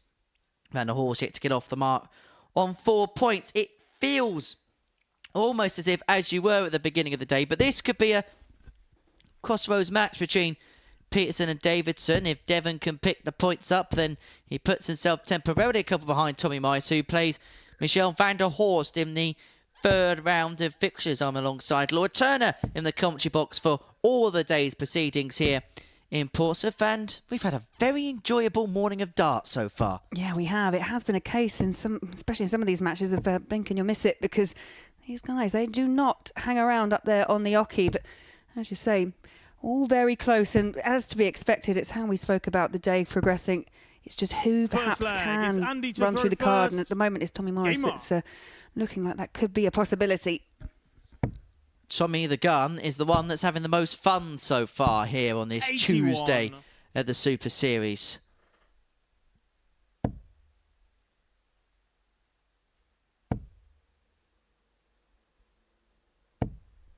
For Devon, as far as today's concerned, there's a lot for him to be happy about. He's making some, 58. I think it would be fair to say, fairly solid progress through the card up to press. Yeah, 100%. He was unfortunate in his opening match against Tommy Morris. Just found a way of breaking Morris on a couple of occasions. Just couldn't see it out in that very final deciding leg. But looked quite strong when he beat Van der Horst. An 87 average, 180 in there, 91 checkout, but 4 from 9 on the outer ring as well. So lots of positives to take forward.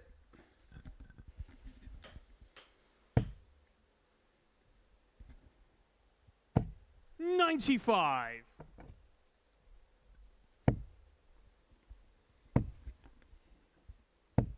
$85.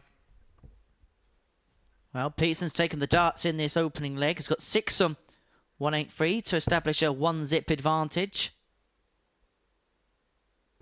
97. Yeah, good switch. The way that Peterson's darts land does make it quite awkward sometimes to just get over the top, block the treble, and now coming back for 86. 84. Devon, you require 86. Another. Would have left the ball. The treble leads 77. 79. For once, Peterson has missed a combination. 111. He's missed the big number. Needed the 14 to 79. leave tops. Devon, Leaves himself 7. on double 16 upon his return. If there's a return. 2 2s. Up for the Madhouse. 5. Above the Madhouse. And Davidson returns a Andy, you leg require that he was 32. really a passenger in. Game shot on the first leg. Andy Davidson. Yeah, and does see it out very well. And again, another one where Peterson may look back and just regret those opportunities. Second Unlucky on that leg. double It's one, actually Devon to moved the throw wire. But first. Game on. that is darts, it's millimetres. A game of fine margins. 40.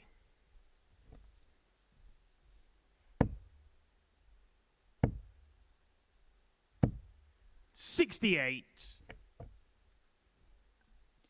Don't forget, you can get in contact with us on Facebook, Twitter and Instagram. 100. You also get in touch via the YouTube chat room as well. 99.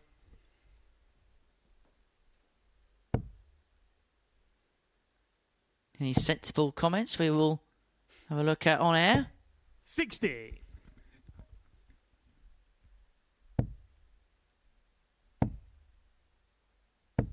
100. And I say the sensible comments. Good luck finding one of them today, jeez. 140.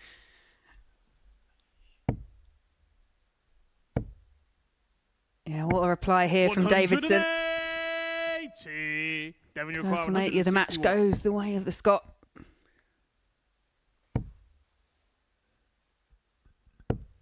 83. Andy, you require 54. For 2-0. Game shot And on it the goes, second leg, using Andy the Davidson. barrel at first attempt nicely just to nudge it in and to pin the topsy. And he's 2-0. Third leg, it's Andy to throw first. Game on. It just goes to show how easy this 59. this sport can just swing in the other direction, because Peterson, we felt, was very much in control, looking to break on that opening leg in the match, and now finds himself 2-0 down, and Davidson just forging ahead. 100.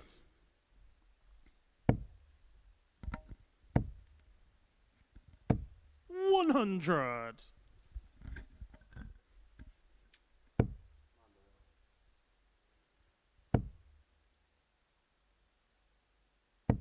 $60.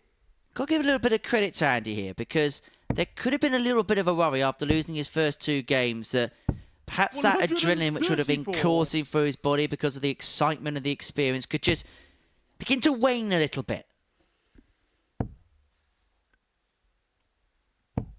81. I think he's just trying to make the most of the opportunity that he's been presented with. He looks super focused, and you can see the frustration when things aren't going his 80. way. So he's very much settled in and looks quite comfortable on the stage.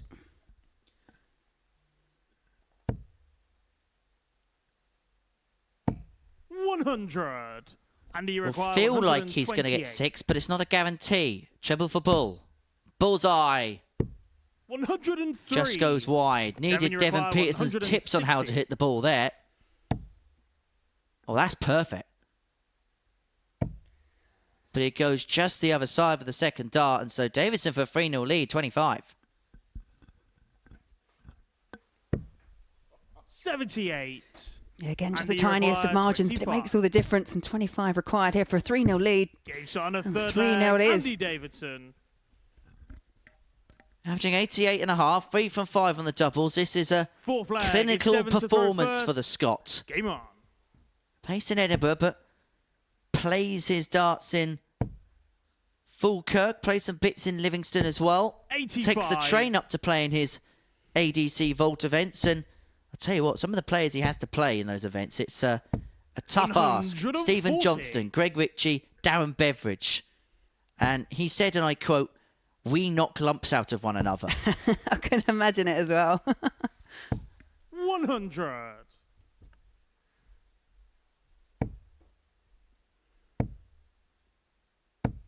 $108.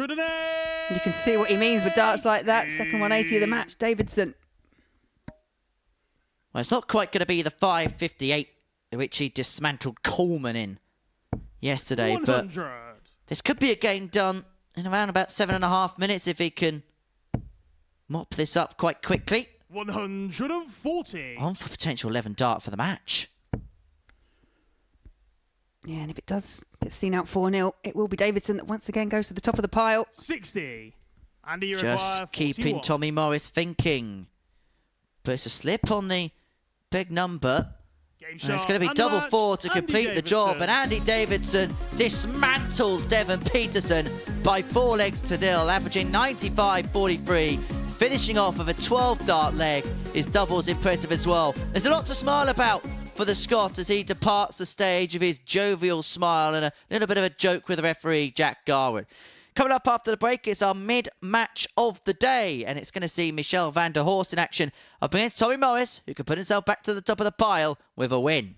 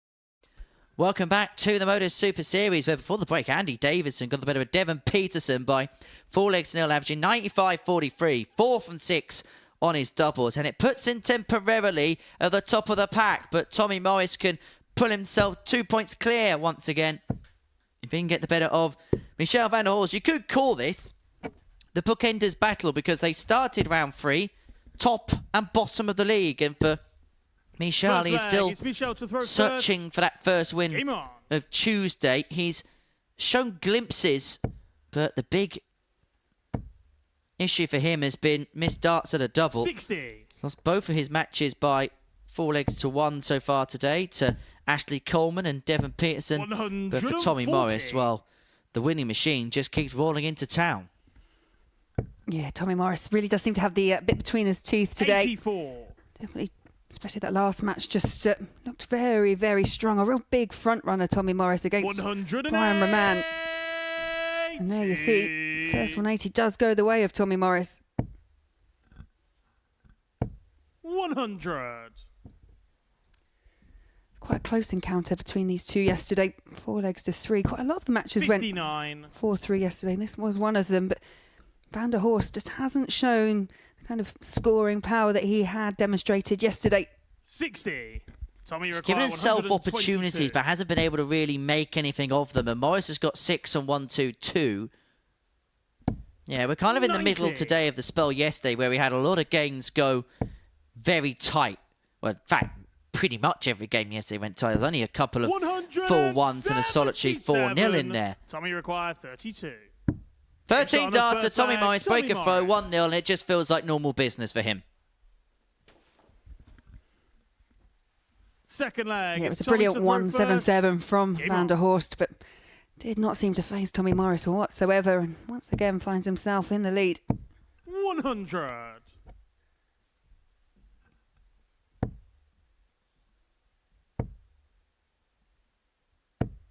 83. For Tommy, of course, being from Poole in Dorset, around about hour and a half from the venue here in Portsmouth. 60. Lives in the same neck of the woods as Scotty Dog Mitchell.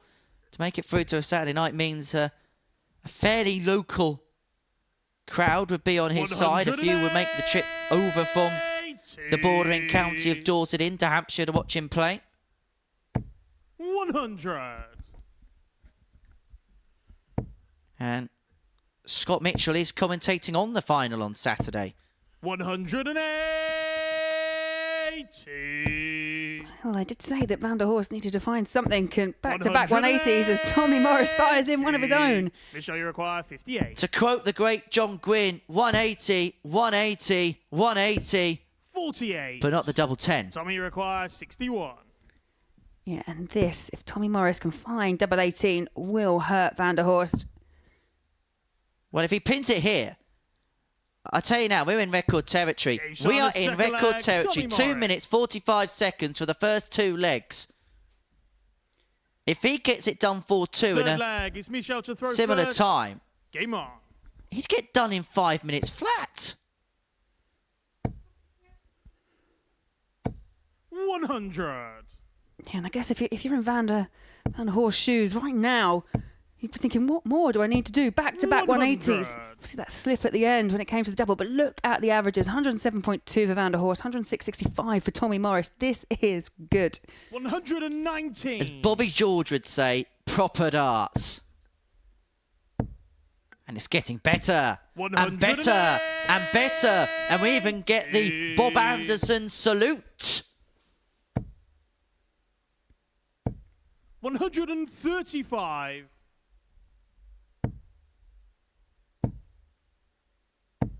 40. Well, that was an excitable visit, wasn't it? 147. Yeah, I guess all of a sudden you realise the match you're in, and unfortunately there for Van der Horst, needed the 51 to leave 36, so just looking to tee it up, and he does very well. 131. Well, the radar and the compass has just gone off a little bit for Tommy. I think we can safely say the hopes of a fastest ever game has evaporated. But we have completed 3 legs of darts in 4 minutes and 8 seconds. Van der Horst with the second 13 darter of the match. Brings it back to 2-1, but he has to find a break at some point. He must be thinking, I'm averaging 110, the best I've played on this stage, and it's still not good enough. 81.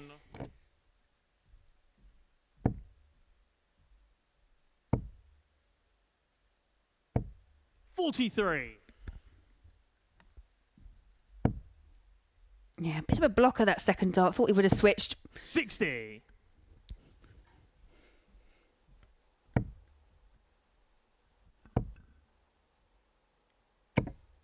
35. Well, the game's calmed down a little bit. No, I feel like I'm catching my breath now. It was all very exciting as Tommy Morris 140. threatens another 180. He's had 3 so far this match. Van der Horst had 2. That was in the same leg and the leg that he lost. What's going on? Where's David Croft when you need 60. him? Too busy sunning it up in Miami, it seems. 100.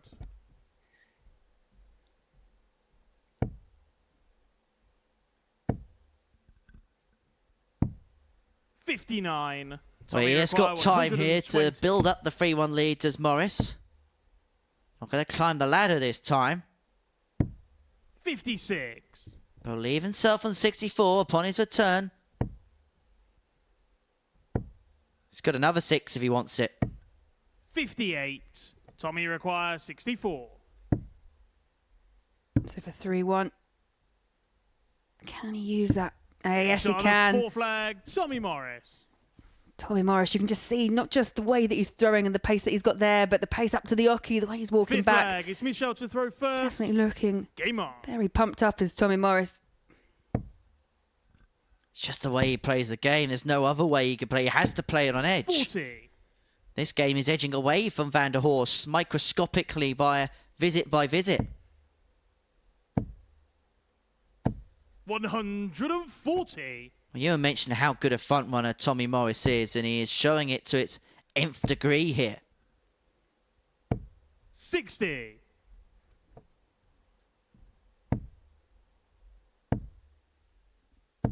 140. Yeah, back-to-back 140s.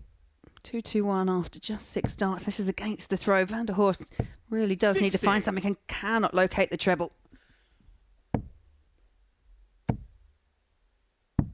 99. Left himself a 1-2-2 for the match. His average again above the ton mark. He's putting in mercurial performances, 65. but Van der Tommy Horst's require biggest issue at the minute is 122. plonking 3 darts in the board. May have bigger fish to fry in a second. 50.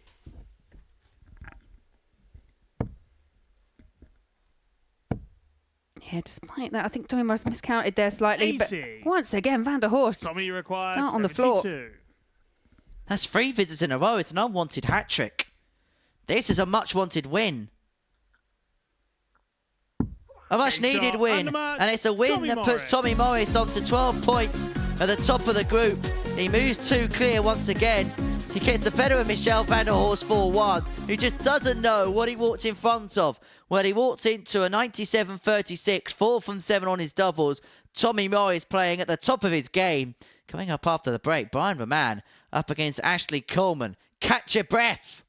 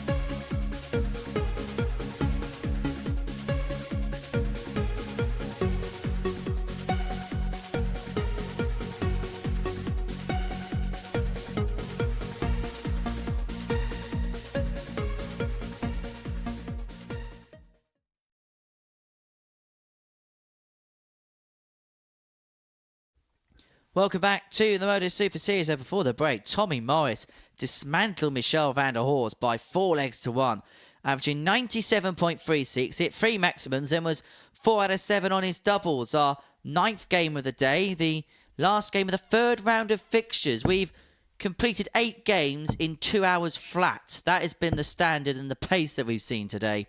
And it sees the Riddler, Brian Roman, take on the Prince of Darkness, Ashley Coleman. It's another one of those games where we can find ourselves at a bit of a crossroads. You get the sense this is a massive one for Brian Roman to win. And if he does, then he keeps Ashley Coleman on it and just keeps him on the tiptoes of Tommy Morris. 100. Yeah, I agree. I think it's one of those games that both of these players are going into thinking, we're getting to a case of must-win territory if you're going to keep any kind of tabs 97. on Morris. I will say what I saw from a man in that last game where, okay, he was taking on Tommy, who went 16-16-14 before seeing out the match.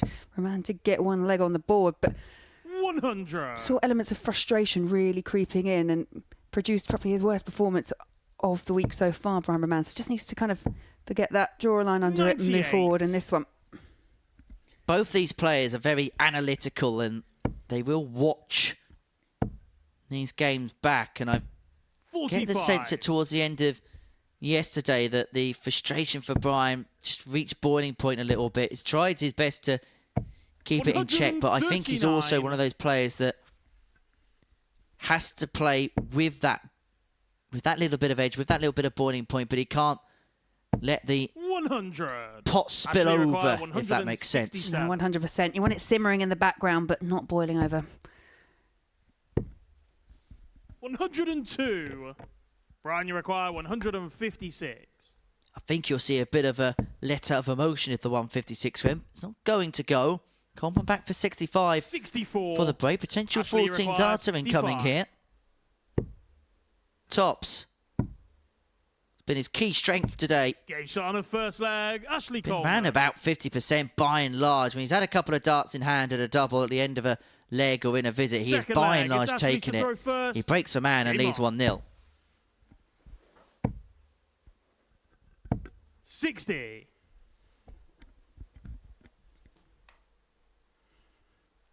Yeah, Ashley Coleman has just had this really wonderful relationship with Tops so far today. 140. It was unfortunate. It did lose the previous game against Coleman, but it was against Davidson, but very, very tight. 4-3. 134. And of course, not just the Super Series in action today. There's Players' Championship action out in Hildesheim in Germany. Congratulations to Michael Smith for picking up the title yesterday through the pain barrier.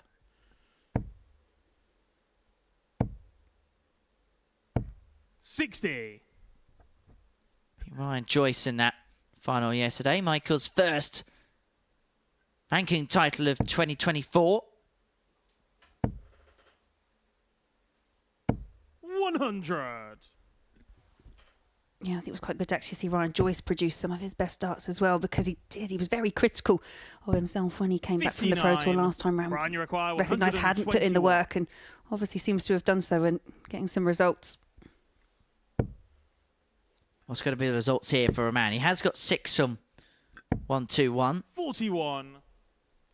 He's himself an 80. What's Coleman going to leave himself on? He's going to leave himself on double 4. 80. Brian, you require 80. Boy, is there pressure on this now. Boy, is this going to be a bit... Oh, no, he's not even going to get a dart. It's clipped off the barrel of dart 1. He's not even going to get a shot, Roman. 78. Coleman applied the scoreboard pressure and he's hit double 19 to leave double 1. Double 2. Game shot on a second 2-0 leg. Coleman. Coleman. That is going to hurt Roman big time. Yeah, and it's how he kind of deals with that emotion and keeps it all in check. As we mentioned before, he does play with that intensity. Does expect perfection from himself, Brian Roman. 140. The way his darts landed, just needed to really get over the top of it. And as we saw, clipped it. But for me, that game was all about the throw before. We've talked about the setup shot today. Brian Roman hit 41 to leave 80. And Ashley Coleman hit a 180 to leave 8. 100. And that's been a real key part of Coleman's game. Not only has he been very good at the doubling side, his set-up play has been very good too. 100.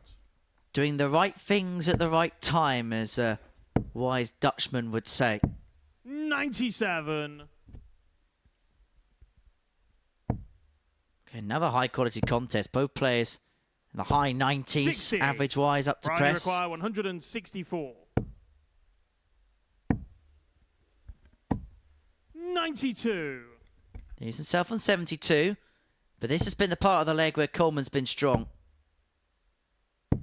99. Brian, you require 72. He'll take it to apply pressure. Tops, but that first dart 52. looked like a blocker, Ashley, and you that third require dart zipped low. 102. Yeah, very similar to what we saw in the leg before from Roman, just blocking it. And Tops now required. 82. And one of those rare occasions Brian, that you Coleman actually require misses 20. Tops. And look, it clipped off the flight, didn't it? My man splits 2-4-4. 16. Well, last week we called Ashley that the required King of the 20. Rascals shot. Game shot on a But there's third no leg. messing about Ashley by Coleman, who leads 3-0 with a double break in hand. Averaging 16 darts a Fourth leg, leg. It's Ashley 48 to throw darts to first. send Game him on. to the hill. 100.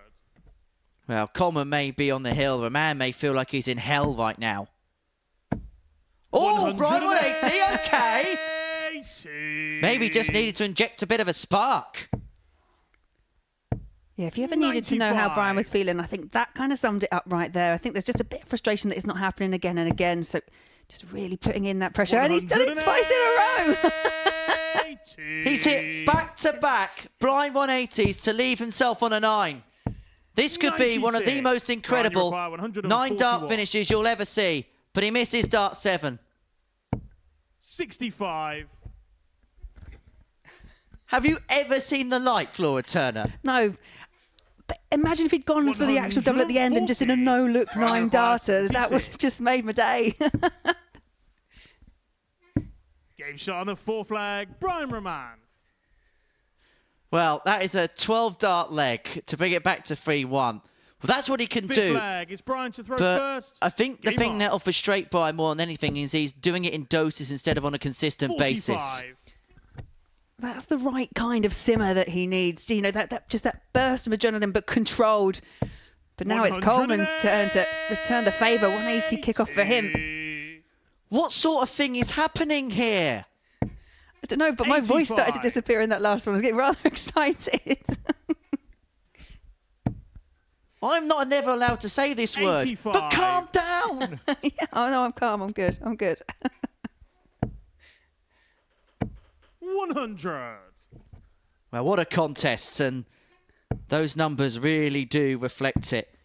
Not just has it been a great game in terms of the numbers, it's been a great watch. 44. Both players playing at a good pace, both players playing with a little bit of flair. But Coleman has got 6 or 192 to see the 41. contest through.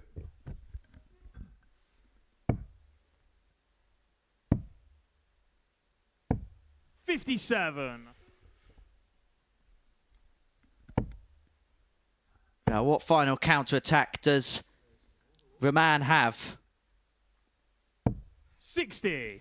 Ashley require 135. Yeah, had to stay there to leave a finish for Man, but 135 for Coleman. Not going to go, but can we have a one look no 70 from Brian Roman? 94. Brian, you require 170. Riddle me that. Riddle the fish. It's not going to go. And so Coleman returns a 95. 41 to seal a Ashley 4-1 require success. 41. In what has been a balmy yet barnstorming game. Double Game seven shot is and the found, match. and the Ashley Prince Coleman. of Darkness gives us a ray of light. He gets the better of Brian Roman by 4 legs to 1. Well, Roman nearly gave us the most incredible 9-dart leg you'll ever see on the TV. Back-to-back blind 180s, but unfortunately for him, he was just succumbed by an ultra-impressive Prince of Darkness. Coming up after the break, well, we're going to have a lie down in a dark room first before we watch Michelle van der Horst against Andy Davison. What?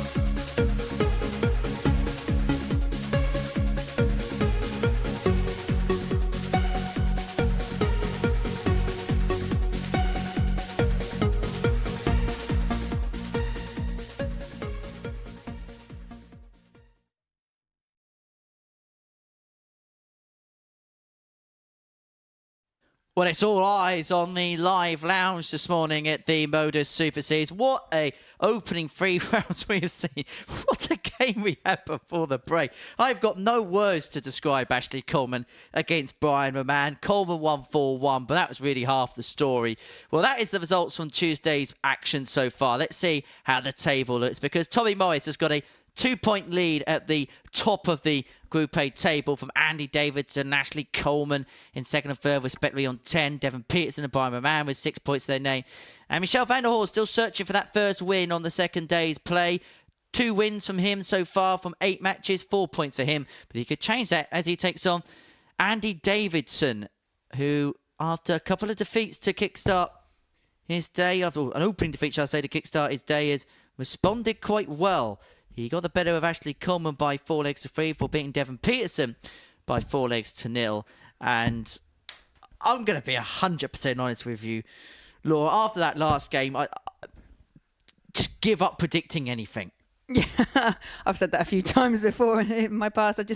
We were laughing about it in between, weren't we? But it's kind of a career high for me to be told to calm down First by leg, yourself. I'll be honest. It's normally the other way around. But like you say, it was unexpected from Brian Roman. But now all eyes on Van der Horst and Davidson. And Horst, as you say, just searching for that first win. And we've seen bouts of excellence against him.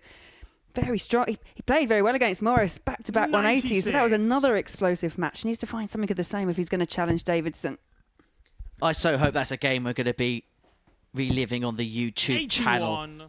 Which, don't forget, drop 8 subscribe to. Around about 66% of people that are tuning into this live broadcast aren't subscribed to our YouTube channel. If you drop us a subscribe, it'll help with our analytics and it'll help bring you the latest darting content. Not just is it 6 days a week worth of live tungsten tussles. We also have other interactive content, exclusive interviews, the Bullseye Challenge, other little fun features from the live lounge. And if you ever miss a second of the action, you can catch up with a full live show or watch one of our highlights packages. So do drop a subscribe to the Super Series YouTube channel.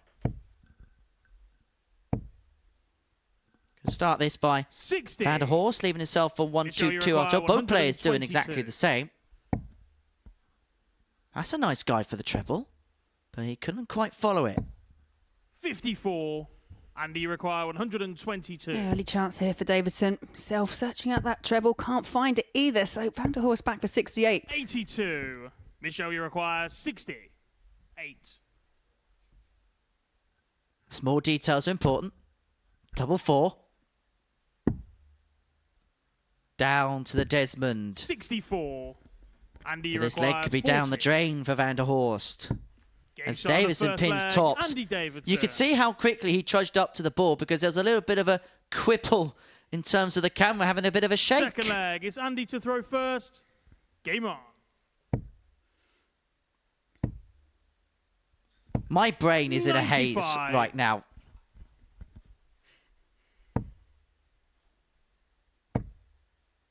You know, it has been 60. It's been an unexpected day in terms of, especially that last match. But yeah, kind of when you think of that off the back of the Morris game, you know, where there was just a barrage of 180s through that period as well. So yeah, more of the same, please. This is exactly what the Modus Super Series should be all about. And it's not just the big name players that are providing their 85 stuff. Andy Davidson ADC qualifier, Michelle van der Horst ADC qualifier, and they've given us as much entertainment as the established names like Peterson, Roman, and Coleman.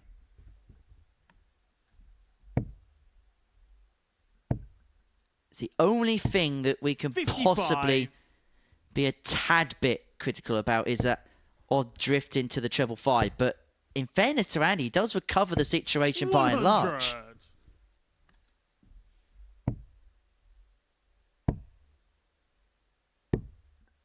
89. Yeah, good switch. Does use the whole of the board, Davidson.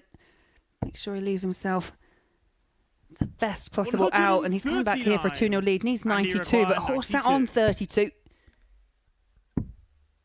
Double. Toil in trouble. And Davidson's 2-0 up.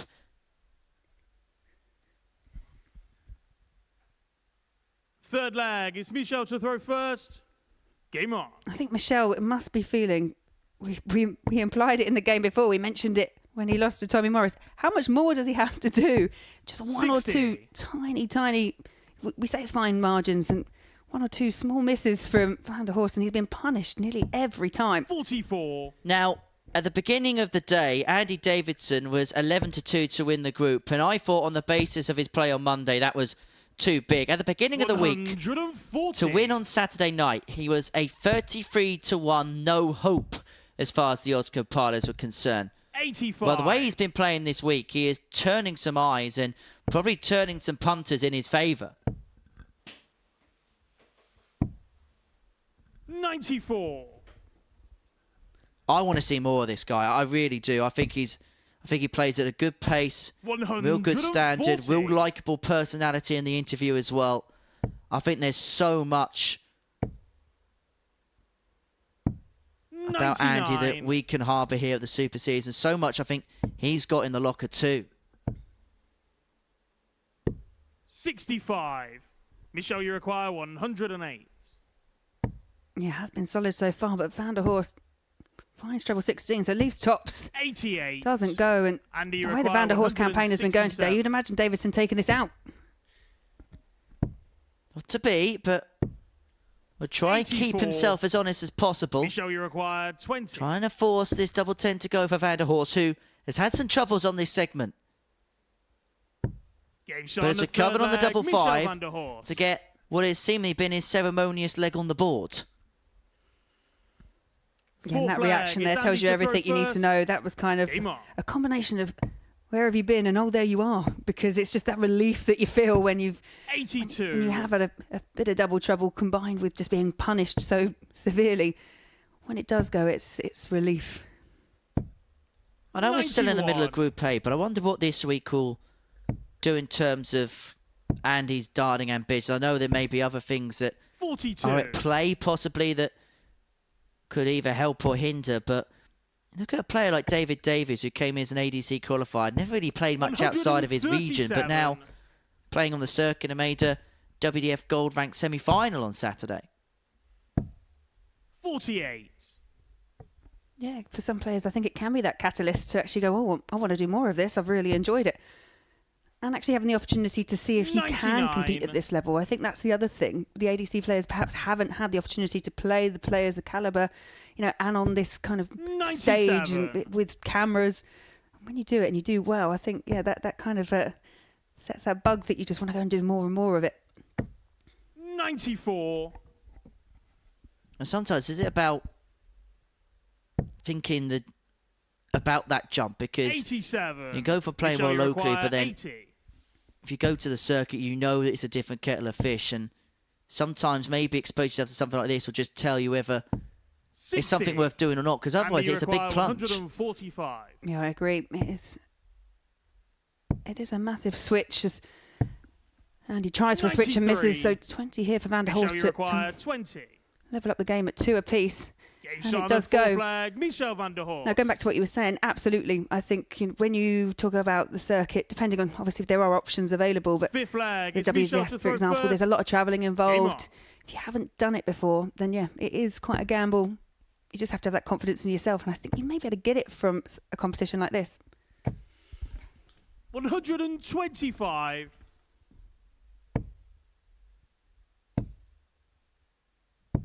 99. Well, something that served Michel very well.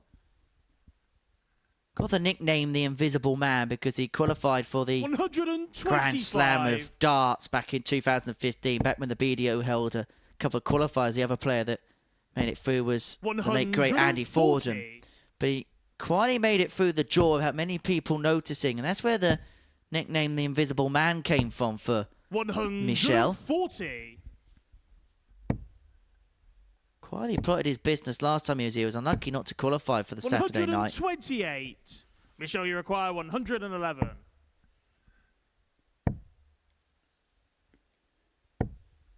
$55. Andy, you require 134.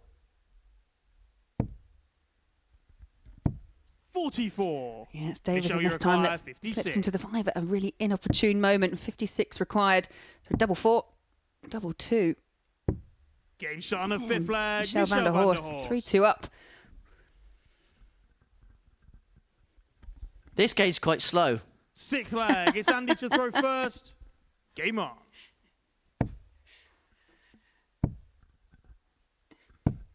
$58.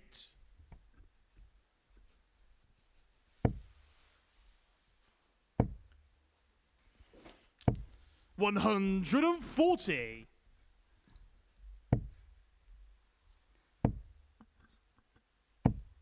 $66. Yeah, Davidson found himself in a similar position when he played 66. Coleman. Coleman went within 1 of winning the match, and Davidson found a way. 140.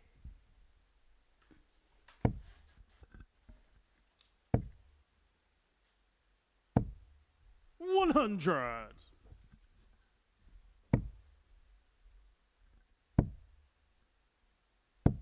$96. Yeah, once again, you see that he's counting. He knows what he wants to leave. He does use the board very well. 66. And Andy, you bit of a require slip there for van der Horst. 141. Treble 19 would have left double 12. 89. Michelle, you require Well, he's going to leave himself in a 129. single to double if this 129 doesn't go. This is for the match. But it's a straight into the treble 5, and so 49. Davidson Andy, you require 52. is going to have 2 in hand at double 16. 20. But he can't take it. Michelle, you require 80. The incoming match winning opportunity here for van der Horst. He's double 10. Double 5 doesn't go. 75. Andy, you require 32. Double 16. We go Game all the shot on way. Sixth leg. Andy Davidson sticks in with the task, and this is a big leg now. A win for Davidson and put him on to 12 points, but if Michelle can find something here, this is great news for Messrs Morris and Coleman, who, remember, meet at the end of this round. 140.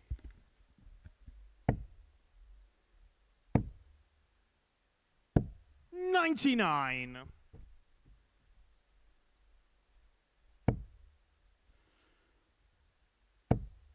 Yeah, some real focus coming here from van der Horst. 85. And as I say that, just seems to have sped up on that very last start. Pulls it into the 5.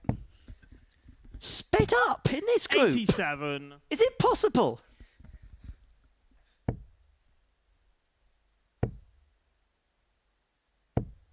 $100. We might be able to fit an episode of Bargain Hunt in the middle of this session and still be done on time. 100. I've not watched the 1:30 news for a long time. I might be able to today. 44. Yeah, they're definitely getting on with it. Davidson struggling to find a treble. 100. Great last there, but for the match, 1-3-2, champagne shot.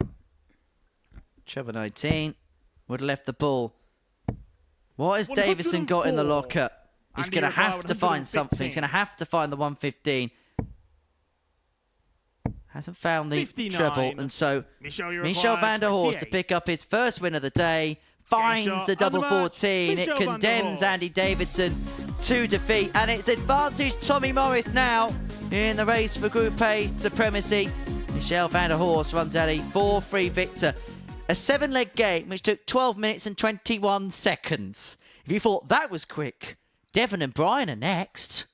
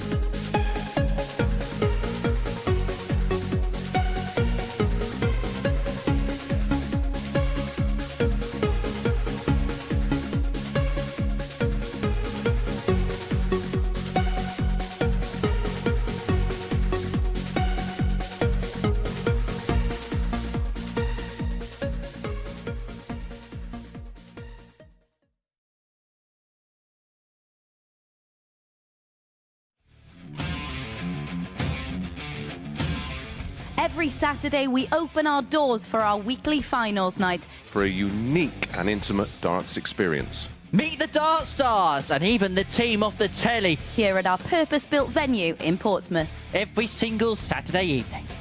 Tickets can be booked via this QR code. Or at www.dartshop.tv for a very small booking fee. Follow us at MSS Darts on Twitter, Facebook, Instagram and TikTok. For all the latest ticketing news. All you need to do, log on, book, turn up, and the action gets underway from 7:30 p.m. So what are you waiting for? Get your tickets to the darts. We look forward to welcoming you to the Modus Super Series very soon.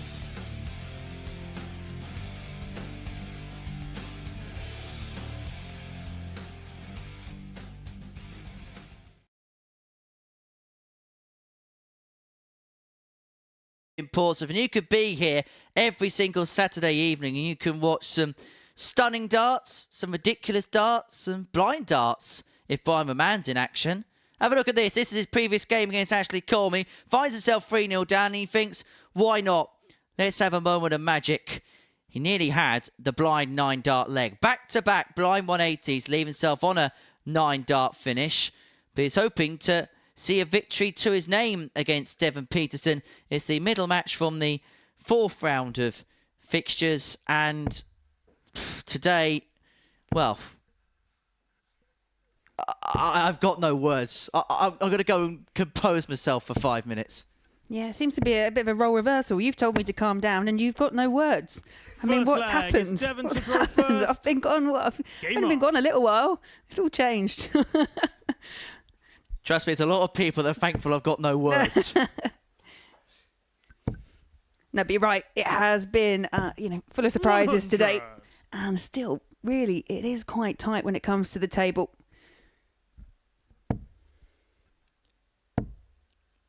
For Roman, how's he going to reflect upon today? Okay, he had that performance against Tommy Moyes, but even aside of that, he's played some good stuff, but has only picked up 1 win. Yeah, I think for both of these guys, I think they will be frustrated, at least at the outcomes. There's been patches, as we've seen, of brilliance from both of them, but it's just seeing out the match and finding that consistency. And both elements of frustration, which is understandable, but elements of frustration coming into the game. It's just not letting that affect you. As for Devon, 140. One game, lost to Tommy Moyes 4-3, and then beaten by Andy Davison 4-0. Andy's played, well, he's played the best darts of 41. The day, you could argue, at particular points in time. But himself has only picked up 1 win. It's been such a strange day. 91. Not sure Devon Peterson's going to subscribe to the 100. seemingly popular, and I don't know why, 60 ball mantra. By convention, 78. but not by design, a 1-0 lead. Yeah, especially with Roman back on 240. Just tee it up, play sensibly, see off the leg. Bit of pressure on it, though. 125. Devon, you require 32. Double 16. And now double 12 following the misfire. Last dart in hand. Game shot on the first leg. It's almost a Devon given Peterson. when there's 1 dart left in hand for Devon Peterson at a double today. 1-0 the African Warrior leads. Second leg. It's Brian to throw first. Game on. 140. I think both these players will kind of come into this match and think this is an opportunity. See, each other have had elements where they've struggled on the board. This is an opportunity to pick up some 85. much needed points. Roman now sat at the bottom of the table on 6 points. Peterson also hasn't picked up another win, so 6 points for him, but it's still very tight. 140. There's Tommy Morris, who is sitting pretty at the top of the table, and he would have a 4-point lead following the end of the 4th round of fixtures for the day if he beats Ashley Coleman up next. 140. And suddenly what was a very tight group could go in the grasp of somebody. And we mentioned it, if someone could go through the card today, they put themselves in a very good suit. And 105. Tommy Morris has put himself in position to do just that, as Roman's put himself in position to square this match up at 1 apiece. 81. Brian, you require 116. Can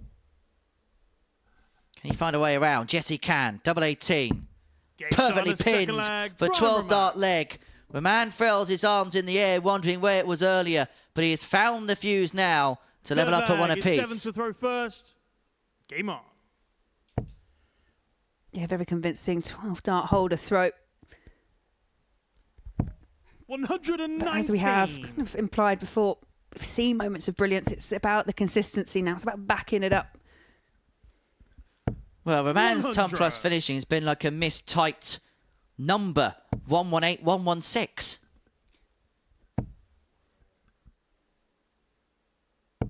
$60. Is that still about, or is that gone now? 118, 118. Oh, I don't know. It's not really. I think it's just normally just go onto a search engine to find anything you need 100. nowadays. Gone are the days of yellow pages. But who's going to turn the page on Saturday night and book the 11th place into 29. Champions Week? We've got quite the illustrious roll of honour so far as Series 7 is concerned. The winner of this week will join Reece Robinson, Conor Heenahan, Bradley Roos, Neil Duff, Andreas Harrison, Jimmy Van Schie, Bradley Brooks, Kieran Tier, Bo Greaves and Darius Labanauskas in the red carpet occasion in the blue South Coast City at the end of May. Man's not going to pin the 161. What can Peterson make of the 153? 59. Devon, you require 153. Yeah, really, it's quite an international lineup, isn't it, for Champions Week?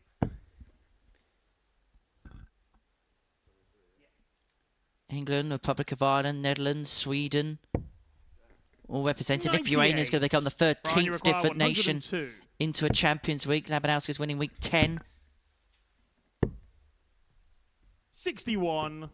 Devon, you require 55. Could have a South African player into Champions Week if Devon wins the week. Can he find himself 2-1 up? 15. No is the answer. Roman comes back for the break. 41. Double 18. Game shot on the third leg. Finds it and gets that breaker throw.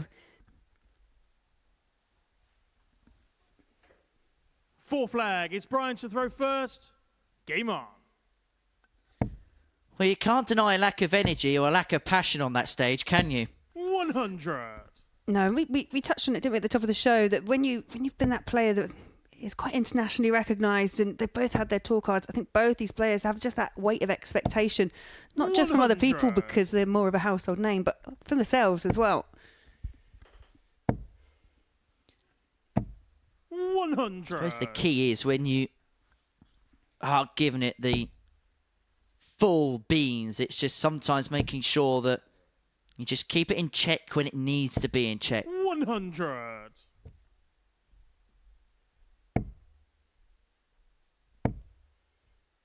However, could you imagine John Norman Jr. here at the Super Series? Yes and no. I could definitely see him on finals night in front of a crowd, but could you imagine the noise in between when it's like 60. No crowd here? He does make his presence known, does John? 100.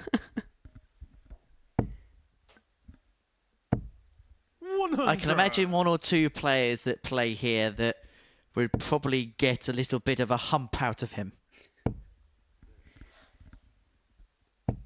83. 101 for a 3-1 lead for Roman. Treble 19. Treble 15 leads double 18. Double 18 is favourite double on the board. 39. Devon, you require 158. Oh, Dev, he cries. It could be oh dear in a few seconds' time. I think it's more where the dart is landing as well. They seem to be landing slightly low, especially in the latter stages of legs. Double 19 doesn't 43. go. Devon, you require 117. He did just go 20 double 19 on 58, didn't he? Yeah, he did. He did indeed. 34. I'm going to give him the benefit of the doubt, and perhaps he was slightly 19. worried that that first dart had blocked the 18 route. Game shot on the Well, that was a bit more flag. conventional. Brian Roman. And that is a double 8 that sees Roman 3-1 to the good. We saw it, didn't we, Fifth before? In flag an is earlier Devon match, to he had throw 80 first. left. That Game dart on. sat very high and he clattered into it and didn't give himself a shot at the double. This way, he's guaranteed a shot at the double. Either that or he just doesn't want to leave tops and just prefers 38. Brian Roman against Daniel Lee could be the best game of 45. darts I've ever seen in my life. Yeah, I reckon there's one or two spotters that would actually probably disagree with that. It's very hard to keep up with. 38.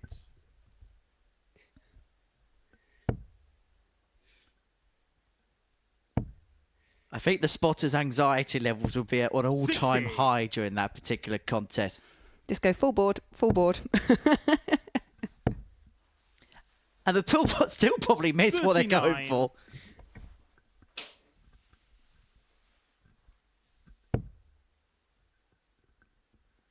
A man 3-1 to the good in this particular contest. 60.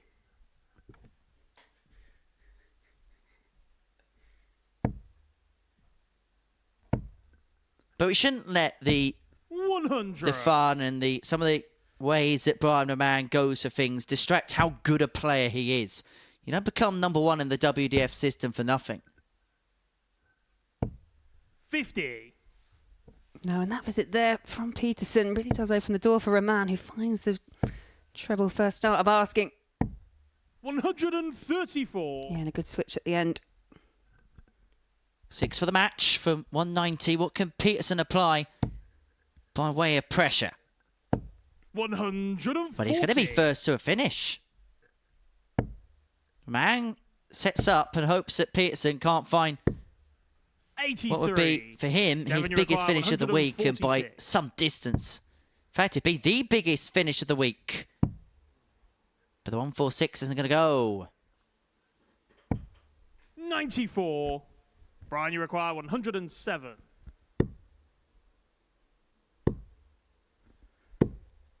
54. He opted to go Devon, ball you for require 32 after that 52. first 25 as Peterson looks for 32 himself. 20. Yeah, and another Brian, you miss. require More disappointment 53. for Devon Peterson. For the match, double 18.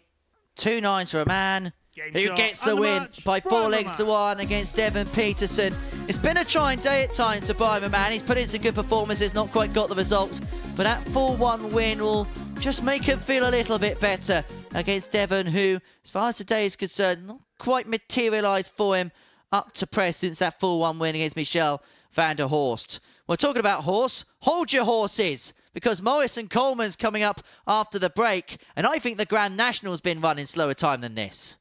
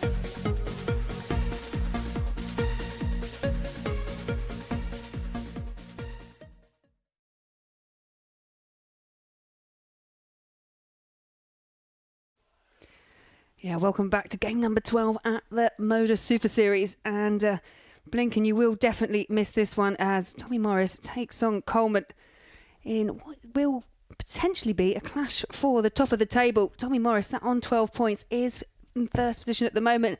Ashley Coleman just the 2 points behind, so a win here feels quite important for him just to keep everyone within touching distance of winning Group A.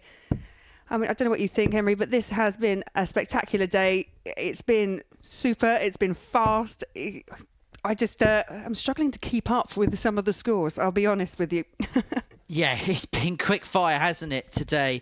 And this is genuine, and I don't want to be accused of recency bias here, but this is up there, one of my favourite days I've ever covered here at the Modus Super Series. Every game has gone at a good pace. Every game has been of a good standard. This is what you want to see from the sport. You want to see great matches played at a good pace, and 60.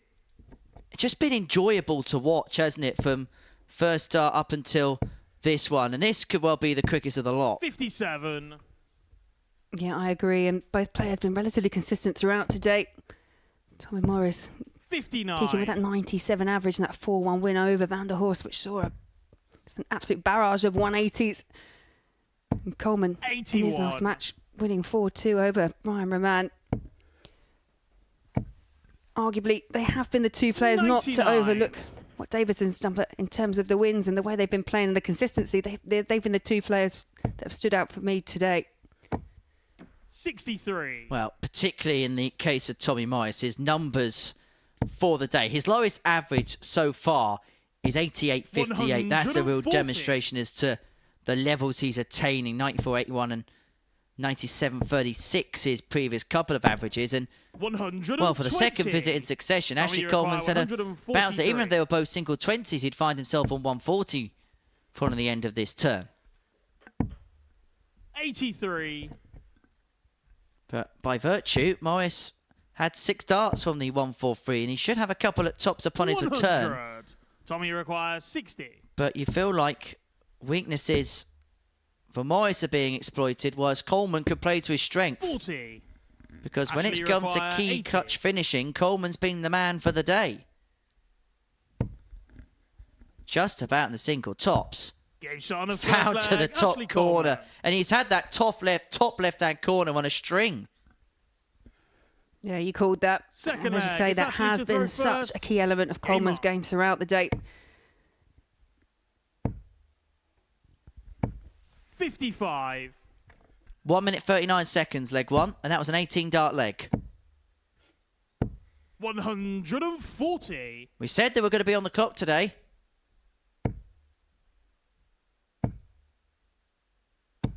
$140.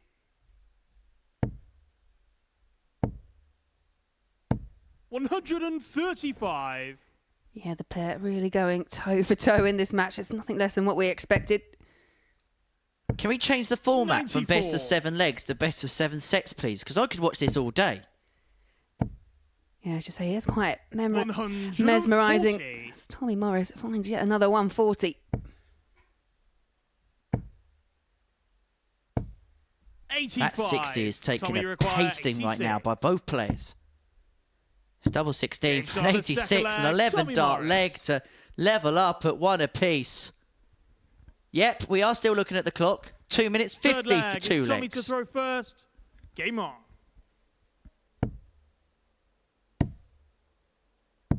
98.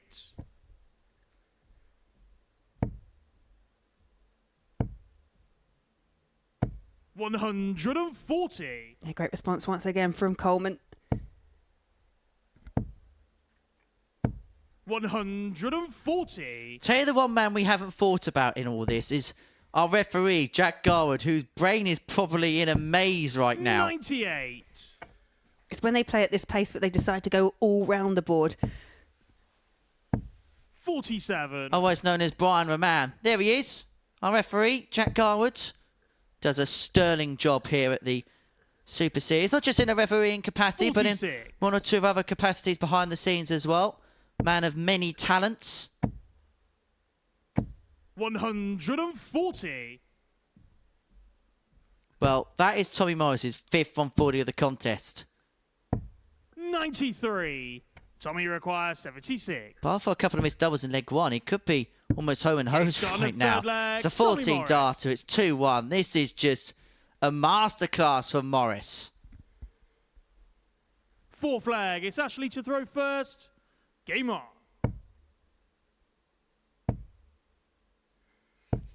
55. Well, it's far from twitchy, is it, this game? No, it's absolutely solid performance from 58. both players.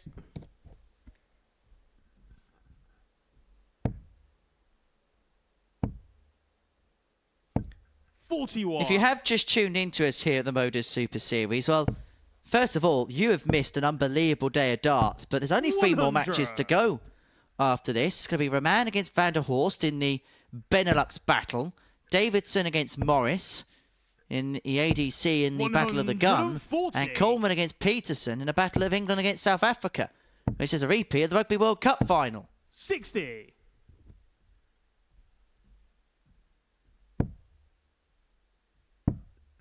Coleman's hoping this game still has a bit more mileage in it. Yeah, troublous visit there from Coleman. Just opened the door for Tommy, but can't capitalise. So, again, just not much between the pair. 100. Well, how he could do with another one of those 140 turns. What about 100. now? Tom's okay. 108. For his advantage, Coleman. 892. Tommy require 123. 1, 2, 3 required. Needs the 54. So Coleman back to make it a level game. 55. Ashley requires 16. For Desmond. 2 8s for 2-2. For 4. 12. Doesn't go. Tommy and now requires 68. Morris has the break chance on 68 to move himself 3-1 in front. He then have the darts in the next. Tops. He hasn't had fun on this target today. Until there. 3-1 Morris into the bottom left-hand corner, and the gun has the arrows to win the shootout. Yeah, interesting there for me is the pause. You don't normally see that from Tommy Morris, which gives me the impression that he was probably going for 16-32 as opposed to going 8 tops. But however it went, it was effective. Yeah, that really was slow, Tommy, wasn't it, that visit? He stopped. What's going on? Honestly, we're going to have to put you in the slow players category, mate. 121.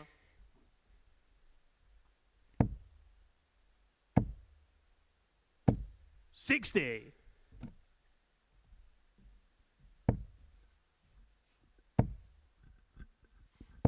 $60. Well, that could be the visit that allows Morris in. 137. Yeah, superb last switch. You always wonder how they've got... You don't give yourself enough time for your brain to actually process where you're actually going to be going, but Tommy Morris really is forging ahead once again. 100. We've said it before, he just seems like such a strong front runner. If you let him get the edge, he's very hard to rein back in. And again, the numbers make for impressive readings. 93.99 the average right now. 3 from 5 on the doubles. He could round it off with a ton-topping finish. He's going to have 1 dart in his hand at tops for 104 to get the job done. Ashley require 120. Is it going to be a case of 3 more, or is that going to be it for this leg? No, he will be back. Tops required 65. For Tommy Morris for a 4-1 victory. Tommy require 40. Another superb performance. Could yield more points. It'd move him 4 points clear at the top of the table. 30. It doesn't go. Coleman gets 1 55. Last reprieve. Double 10. 45. Yeah, doesn't go the way of Coleman. He's missing. Tommy require 10. Matched up number 5 at double 5. To move 4 points clear. Surely now. No. 5. It doesn't go. 10. The pressure may have paid dividends for Morris. And Coleman mops up. We go back to 3-2. This game returns to throw. Yeah, Tommy Morris did all Sixth the hard leg, it's work in Ashley that to leg, throw put himself first. in a Game perfect on. position to see the match out 4-1 and could not cross the line. 96. And it feels like a while ago, but we were talking about it this morning, that one of the elements of Tommy Morris's game was his actual finishing. That's where he kind of went off. And 26. 26 visit there from Tommy Morris.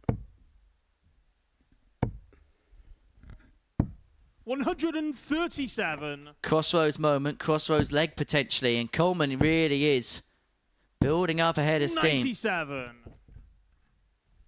Morris may be forced to serve this out now on a last leg decider. Remember, he had 7 darts to win 40. the previous leg and thus the match.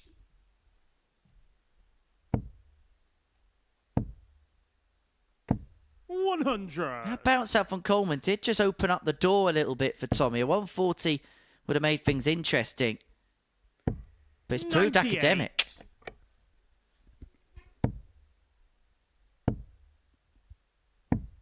$98. Ashley require 130. 6 to win leg 6. Doesn't have to chase it, but he did go for the 86. bullseye. Gonna come back for the Acapulco shot. Yeah, there's not always a right way or a wrong way, but 140. could have teed himself up a Ashley bit better, so required has to waste a 44. dart here to leave a finish. Double 16 for 3-all, and it is On a 3 sixth apiece. leg, Ashley Coleman. We go all the way. Morris, 7th and final leg. It's Tommy to 7 throw darts first. to win the match in leg Game on. 5. He now has the darts in leg 7 to complete the job. 10 minutes and 32 100. seconds to complete 6 legs.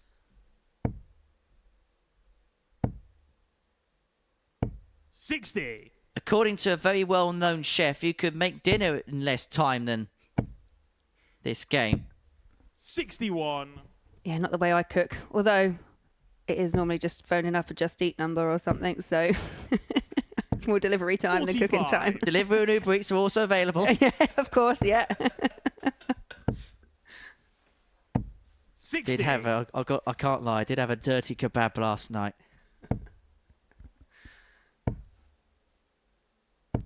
60.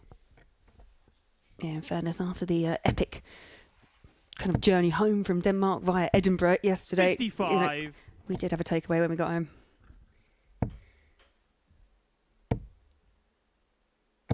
95.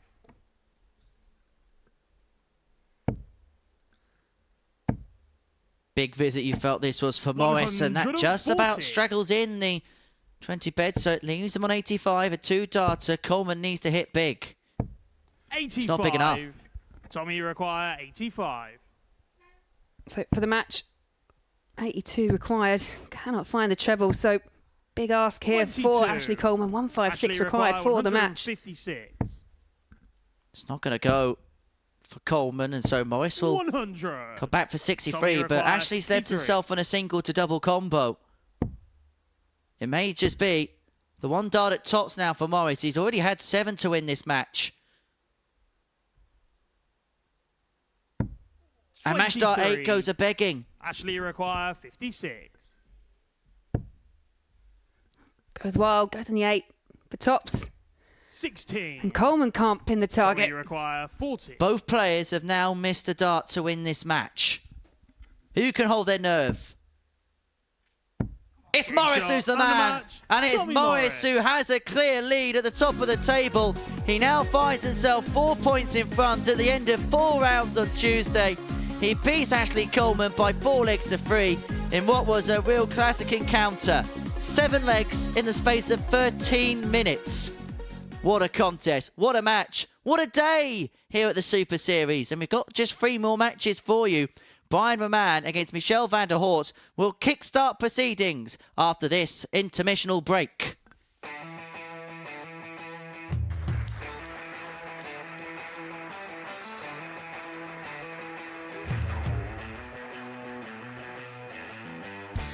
Hang on a minute. Wow! Oh my God! Well, that's £100 down the drain already. Itching to hit the 180. He's gone for the maximum.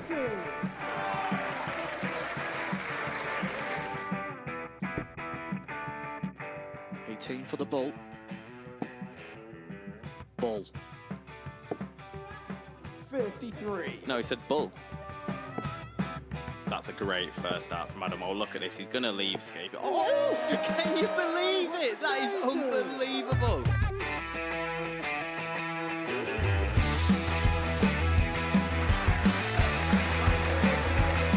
Match starts to put his team into the final.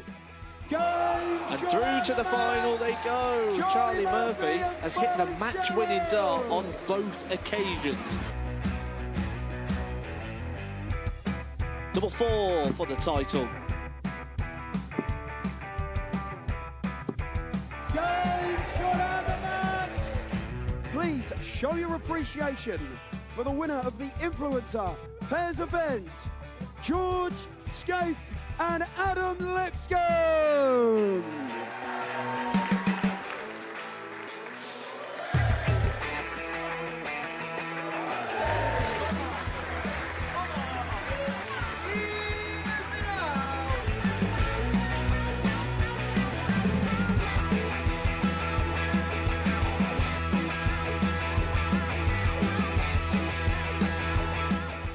He seems to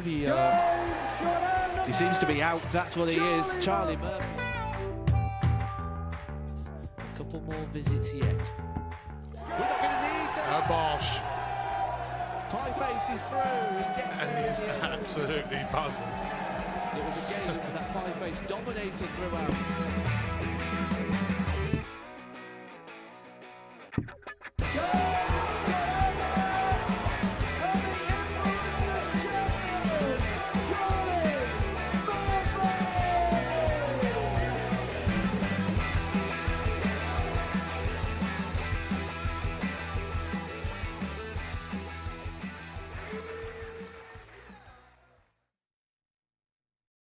To the Modus Super Series, we're about to approach the final round of fixtures on day 2 here at the live lounge in Portsmouth. Roman and Michel van der Horst will kick it off. This is what we've seen so far.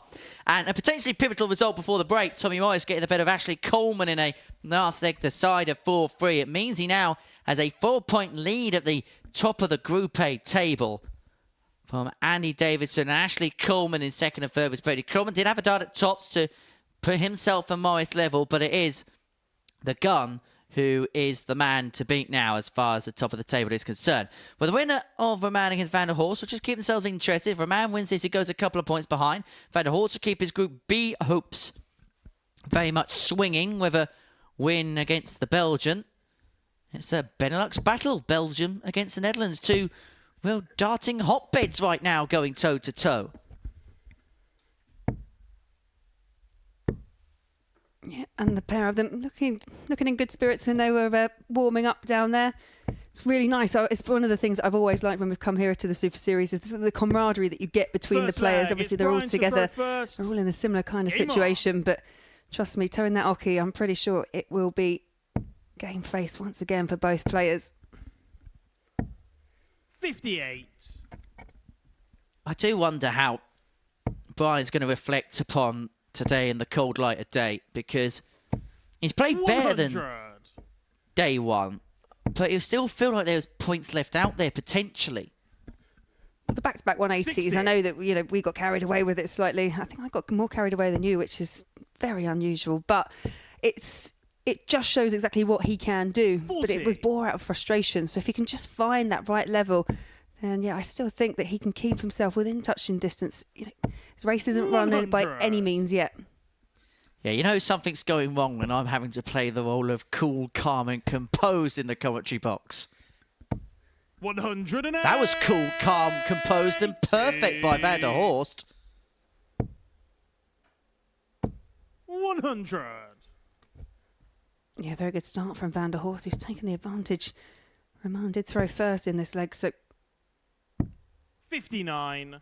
Van der Horst fast down to a finish, but can Roman leave something slightly better? 100. He's himself on a Michel 2-darter. What can 122. Van der Horst make of the 1-2-2? Trouble leaves the bull. Bullseye. 97. Doesn't go. Brian, you require 83. Good luck to the spotter. Bull. 58. Michel, you require 25. 2/8 for the break. 9. Clatters off the barrel of the Brian, you first, and it require looked on target up 25. until that point. Double it now for Roman. 9. Yeah, and a similar Michelle, you result. require 16. And a horse has missed opportunities today when they have come. Part of the reason why he's in the position he's in. The score has been okay. The No finishing score. hasn't quite been up to scratch. Brian, you And require it has presented 16. the Riddler with another opportunity to get himself out of a little bit of a hole. That was so close. It looked in. No score. Michelle, you require 16. So switch up to 4s. 12. And the darting, doubling woes Brian, you continue for the require pair. 16. Quite literally laughable for Game shot on Roman the as he first takes leg, it out Brian in the Roman. end. A 26 dart holder throw for Brian Roman. 1-0. Second leg. It's Michelle to throw first. Well, if you don't laugh, Game on. fellas, you're going to cry, aren't you?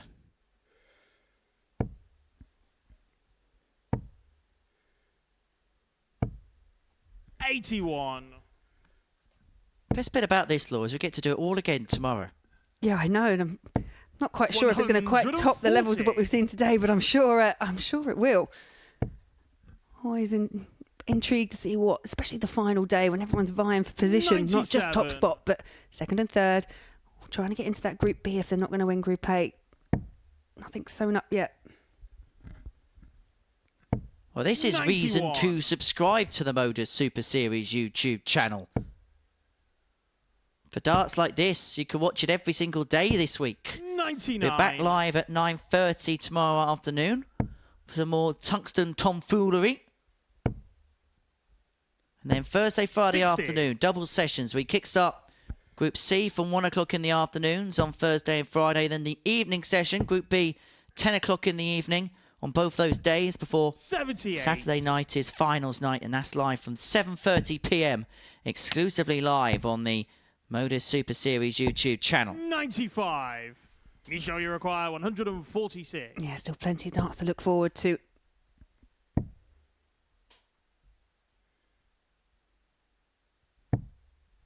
$76. Brian, you require 150. What can a man make of the 115? Treble 19, double 19. 2-0 Roman. It's a hat-trick of ton toppers for Brian Roman. He leads 2-0, he gets the break, and he's in cruise control here. Third leg. It's Brian to throw first. Game on.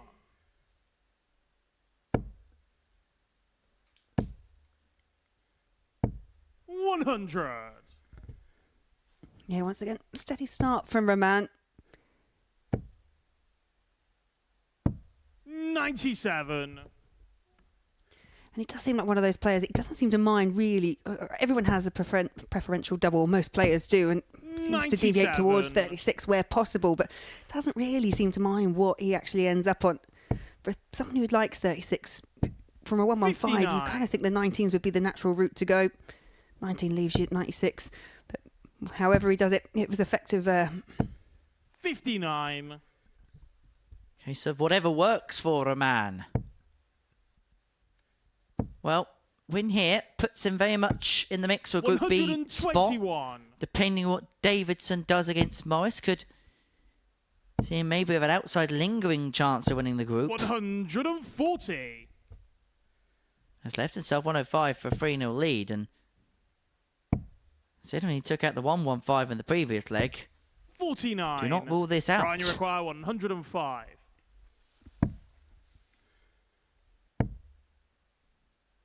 Double 13 Game for shot on the back-to-back third ton leg, plus Brian out. Roman. And a man is cooking the noodle. Fourth leg. It's Michelle to throw first. Super noodle. Game on. Super noodle in Michelle's chances could be in the pot. 57.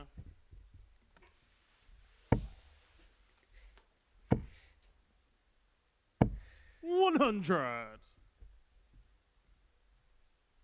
Yes, I mentioned a pot noodle pun on air, okay? 100.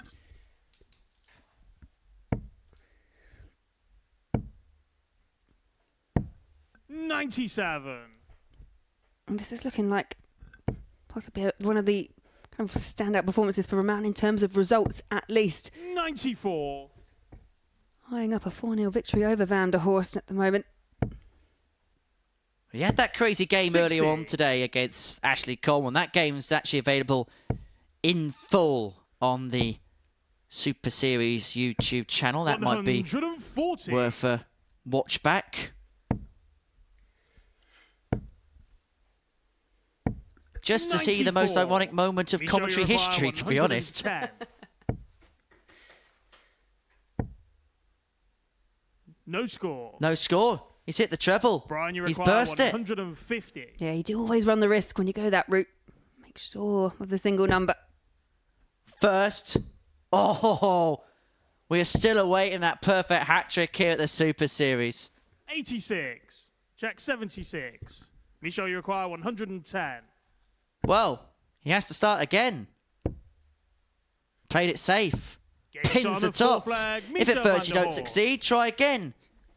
Now that is the third ton-topping finish of the match. Fifth flag. It's Brian Yeah, to both throw players been first. very efficient out Game and out on. of ring. You have to say kudos there 60. to Michelle, because that's one of the things when you burst your score. Here's something that is very frustrating as a player. So to come back and actually finish it off, 100. very, very good.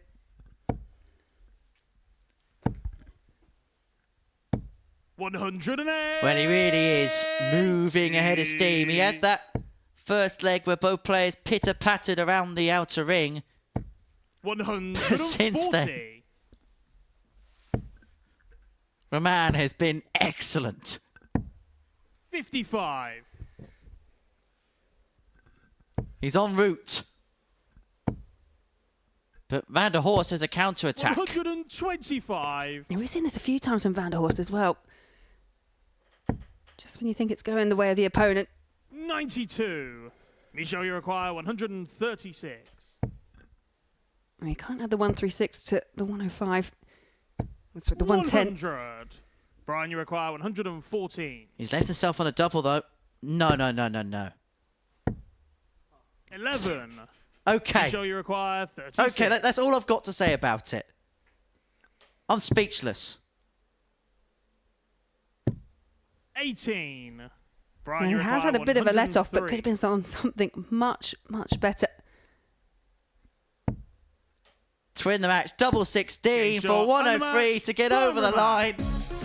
Well, Brian Roman wins by 4-1 against Michel van der Horst, courtesy of 3 ton plus checkouts in what was a bizarre game of darts. Well, that's the tale of the tape from that one. Don't get us to analyse it, will you, please? Coming up next, Davison against Morris.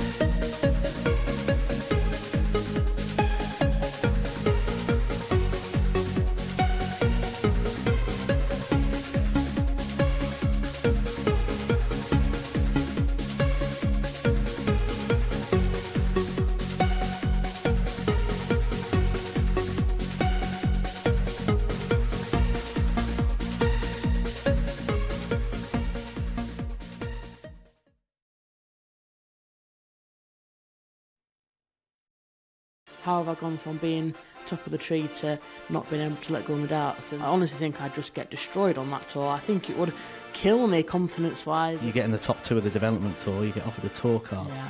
Do you take it? Myself and Matthew Edgar had a chat with the record-breaking Bo Greaves a couple of weeks ago. That interview available now on the Modus Super Series YouTube channel, on top of plenty of other bonus content from in and around the live lounge in Portsmouth. So do subscribe for more Tungsten content. Whilst we have 2 more Tungsten tussles for you here on this second day's worth of Group A action. Sees Tommy Morris against Andy Davidson. Now, before the break, we saw Brian Roman beat Michel van der Horst by 4 legs to 1 with 3 ton plus checkouts en route.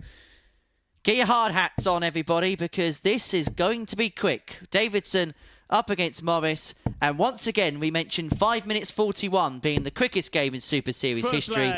Because if someone wins 4-0 and gets a bit of a wriggle on, that is under severe threat.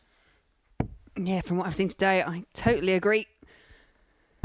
100. Is that the kind of wiggle on you were talking about, Henry? 3 seconds to hit 180. 177. What is this? 77.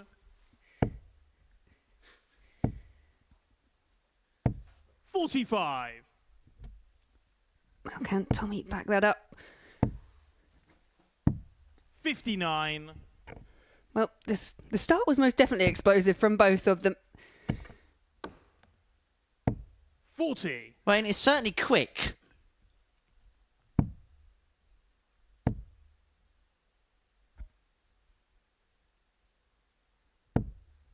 $80.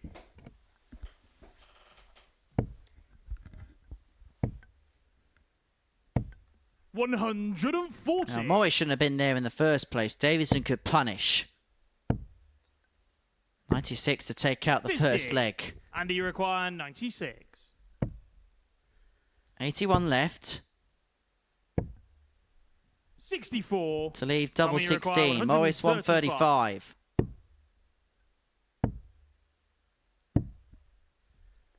87.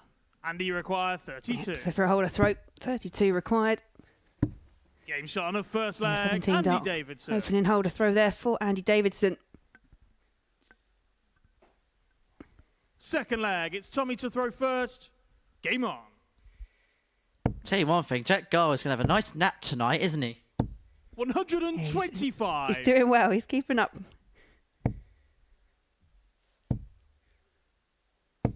140.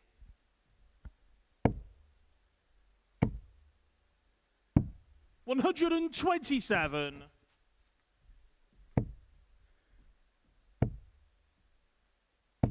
140. Honestly, this group would make... honestly, Danny Ladd would make this group slow. 140. Oh, yeah, but this is great stuff from both of them. Tommy Morris down to a 109 after just 9. 44. Tommy, you require 109. And has got a bit of time. Needs tops. 89. But that's been the Achilles heel for the gun today. 137. Tommy, you require 20. And this is now under severe pressure. Game shot on the Pressure, what second pressure? leg. 13 Tommy data, 1-1, 2 minutes 40 played. Third leg, it's Andy to throw first. Sound like I'm Game doing on. my other job when I keep referencing the time and the score. 96. No, but you have to say, when you've got 6 players, it is unusual for the whole, for all of them to play at such a pace. 60. It isn't something you come across very often, but from a viewing point of view, it's just been, it has been a bit akin to 85. Tommy Morris's nickname. It's just been like a bit of a gun. This has been crazily good. 60. But not just as the players been quick, the players have been good as well. And that adds to the spectacle that we've seen. 100.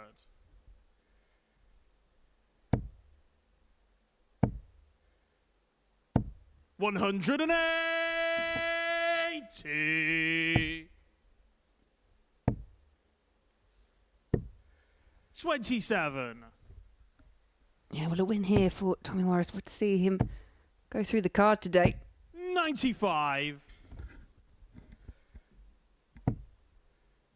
Just above, which means he has to move across because his darts sit up. 60. If the first dart sits above the triple 20 wire, he's got no room or no view. He missed the 109 in the previous leg. He's got a dart at double 18 for the 106. And this time he fires. And Morris is 2-1 in front. He's got the break that he needed at some point in the contest. And now could put himself in a position where he goes temporarily 6 clear. Game on.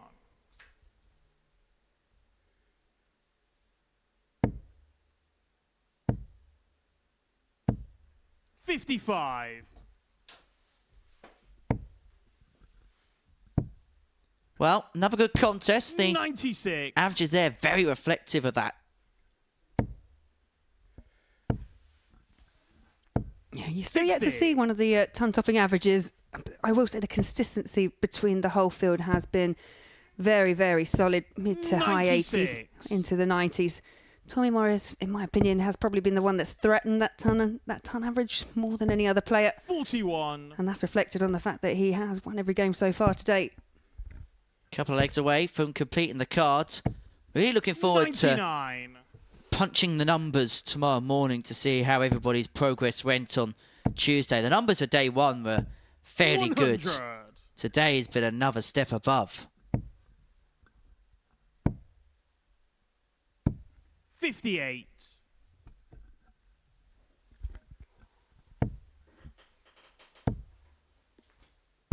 $95. And do you require 152 for Davidson. Isn't going to go on this occasion. So Morris 150 for a 3-1 lead. 60. I don't Tommy think he's going to do the Roman trick. More man of convention is Tommy the Gun. 60. And do you require 92. Well, this for 2 apiece.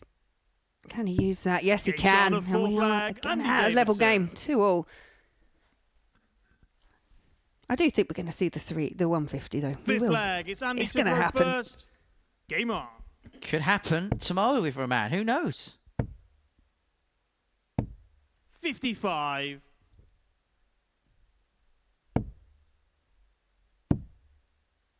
Do you know the one thing I've also enjoyed seeing as well? 138. The smiles on faces of everybody today. 108. Yeah. And again, I think that is because the performances have all been good. We said it earlier. You're in a very tough group, but you want to be able to perform. You want to stack up to players, and I think for the majority, they all have. 108. Good performances on tap. 90. And do you require 86? Well, you will say a win here for Davidson just keeps this group very, very interesting going 61. into tomorrow. Tommy, you require 133. Otherwise, Morris could find himself too far away.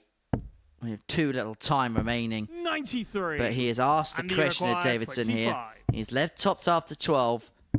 Davidson on a finds fifth the double flag, 8 for Andy 14 Davidson. to move one away. Sixth flag. It's Tommy to throw first. Game on.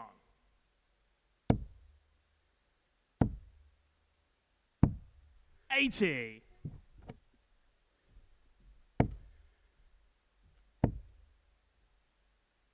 $135.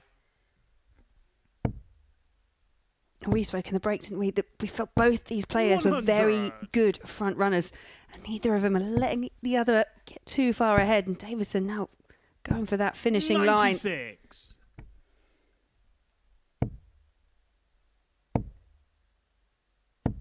$26. Is that the visit that allows Davidson in? He's taken the darts off of Morris. If he can find a ton here, he'll be first to a 60. finish. He was unlucky, really, with the last dart. Here's another. 81. Unlucky.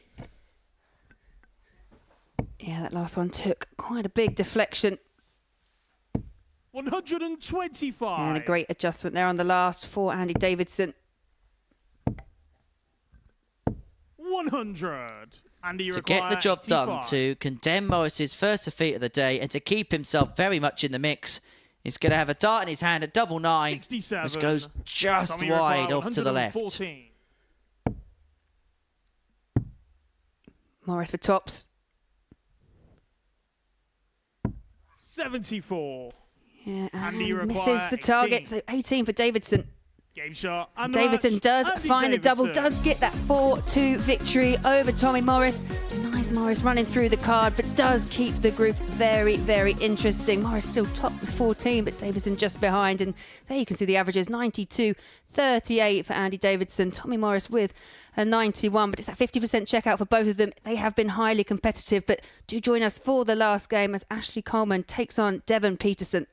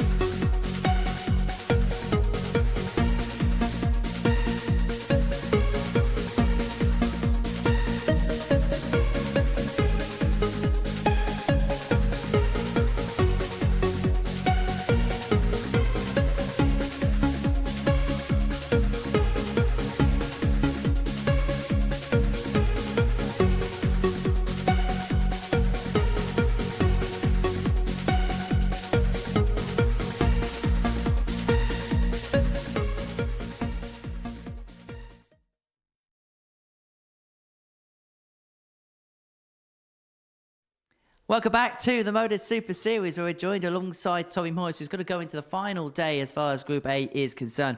Top of the pile, 4 wins from 5 as far as your day's concerned. Over, we must be really pleased with Tuesday's work. Yeah, I mean, it's a good bunch of lads. So going into the whole group to start with has been great. Just having a good vibe in the room, and then playing like today, I think I needed that to boost my own self. So yeah, I'm just chilled out, ready for tomorrow now. What clicked so much today? Because the scoring power at times was superb.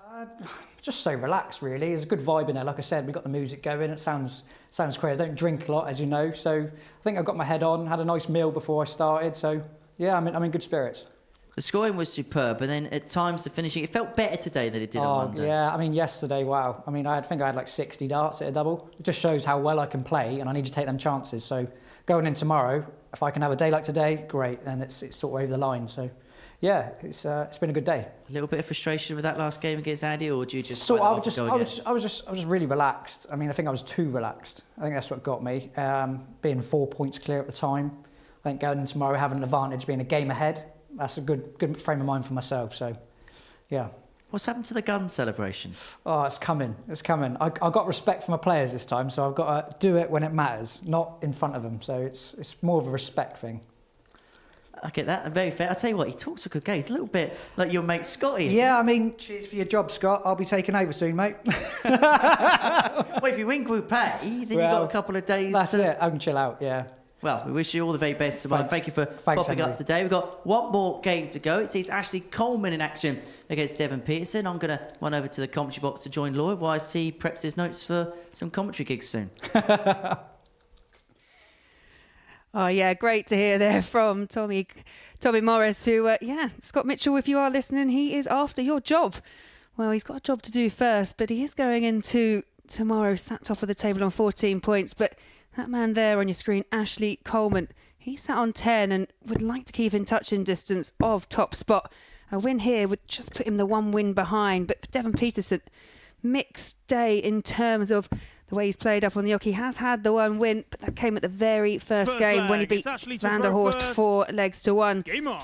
I'm sure Peterson would like to bookend today with a win over Coleman, but it's going to be a tough ask as Coleman has been on good form. 140. And again, solid start there from Coleman. And for me, I don't know what you think, Henry, this is very much about what Devon can actually do up there. Can he just rally, find that level that saw him take that opening match over Van der Horst?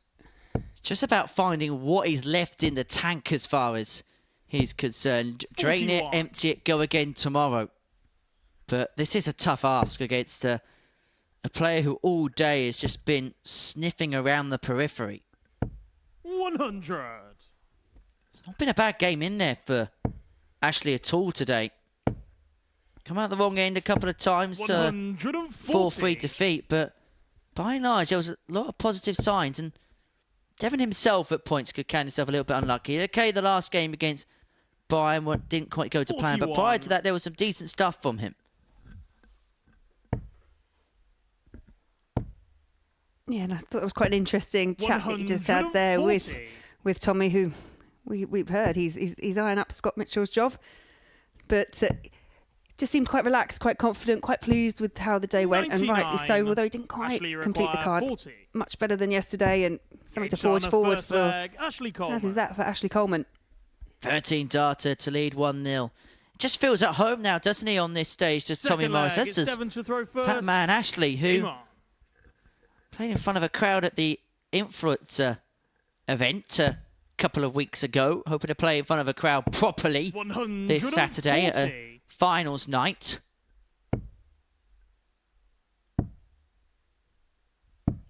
$58. Yeah, and I was saying before, still a bit of work to do for Ashley Coleman, but a win here really does keep him very much in contention for top spot, and all eyes will be on those top three going into tomorrow. Coleman wins this, you get the sense it's a three-horse race. So a man could keep himself a little bit interested, but his prerogative would be to be in B on Thursday and Friday night, where the defending champion, Scott Taylor, will get a second opportunity to recapture the crown. Aidan Kirk and Trina Gulliver also in there, but we've seen that a few times from Ashley today. Him and Michelle van der Horst have had their smattering of bounce-outs.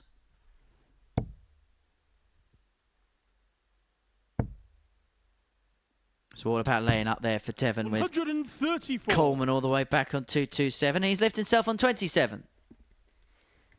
Yeah, totally the right idea in my opinion, but just the execution on that last start.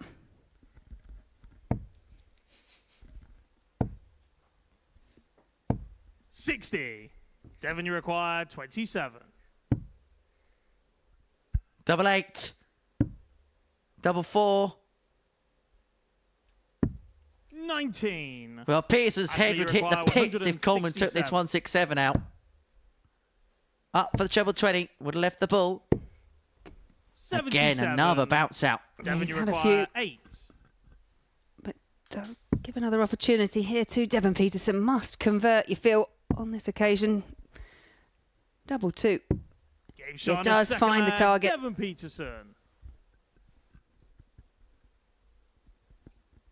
1-1.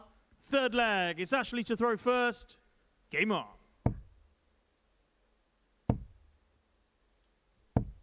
41.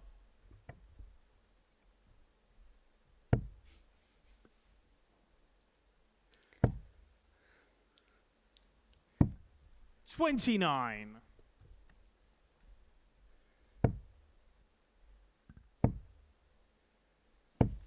85.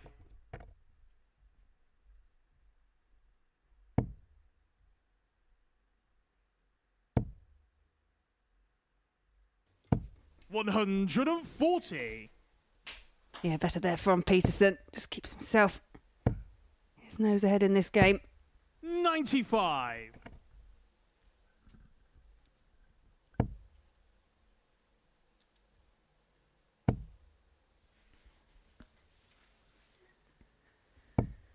83. I found that there was a little bit of a break because we did the interview with Tommy.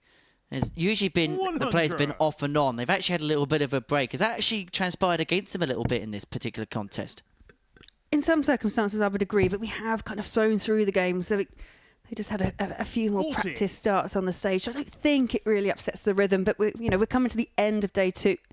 I think Coleman knows how important a win here is, 60. but so does Devon. Devon wants to try and just keep himself, as you say, in contention for at least a Group B spot, but needs to start transitioning these games into actual wins. 108. The lesser spotted 29 has only been checked out 3 times in 2 years at the Super Series, but Peterson may not even get a go. Tops. Doesn't 80. go. Devon, you require 3 times 29. this has been checked out. 88.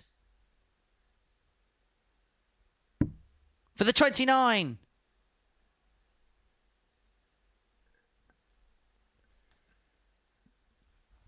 Yeah, this is awkward. Devon just trying to find a spot on the oche. It's our favourite finish at the Super Series.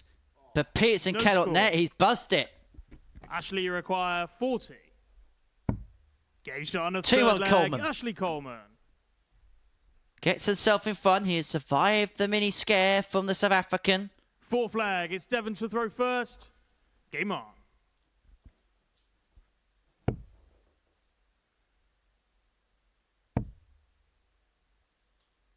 Very popular 60. fixture when it comes to rugby.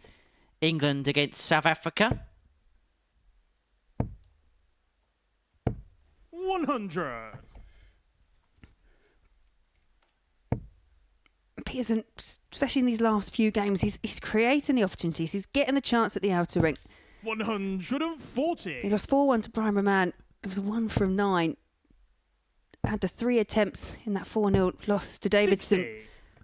Actually didn't had just the 3 attempts. And even now he's just around the 1 from 7 at about 14%. So scoring is coming together. 100. It's just then seeing out the leg.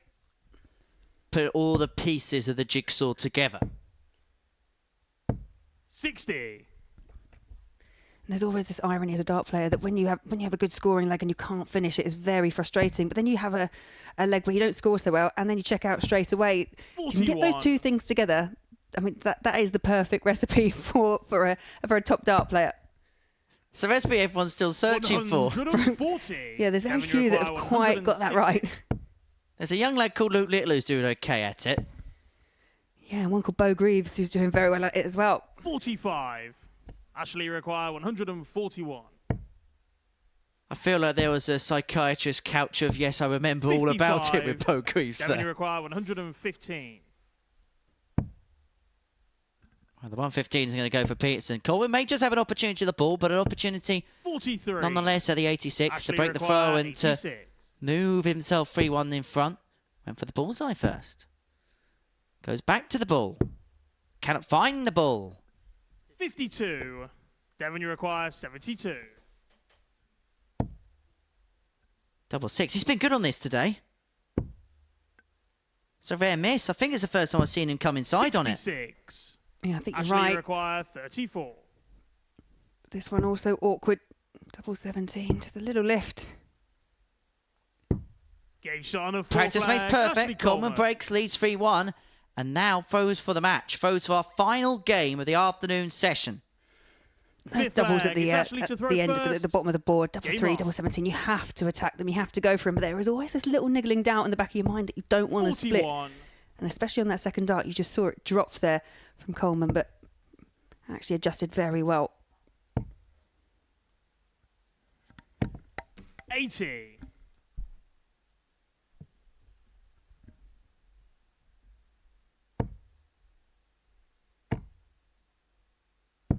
99.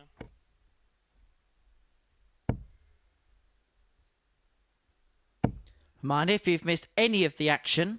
Well, I'd say there'd be a highlights package, but to be perfectly honest, they could probably just put this whole session in full on the Super Series YouTube channel. I reckon just don't bother doing a highlights package. Just watch this whole session over again on the Modus Super Series YouTube channel.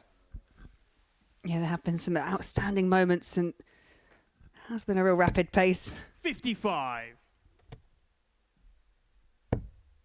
Back tomorrow night or tomorrow morning. 40. From 9:30 on the Super Series YouTube channel, where myself and Laura will be in the commentary box once again. 59. Picked a good day to come back to the Super Series. I have indeed, yeah. No, it has been a fantastic day of darts. Devon, you require 167.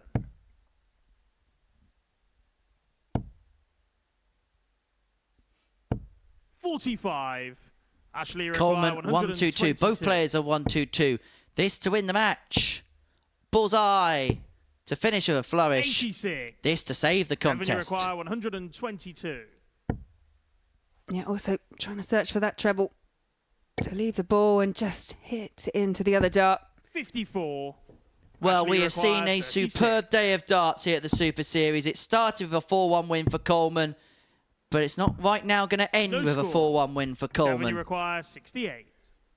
Again, chances here for Peterson. Single for double combination, double 16.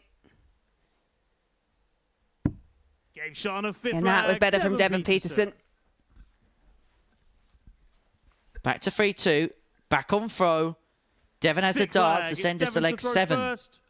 Game on.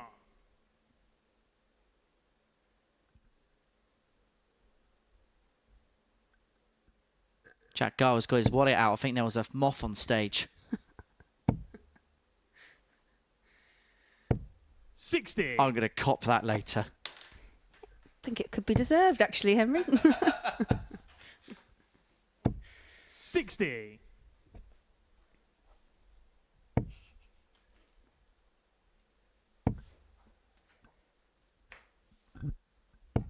41. I think actually the hesitation perhaps from Peterson, he's just kind of just calming himself. 81. It's one of those players, isn't he? He's very motivational. He likes to spur himself on. Just give him that bit of time to think. Which actually, I think the short 85. format coming off best of 7 probably will suit him in the fact that it's going to be short, sharp bursts. And so he can constantly just get himself up, get himself down. And one thing he's quite good at is levelling himself out.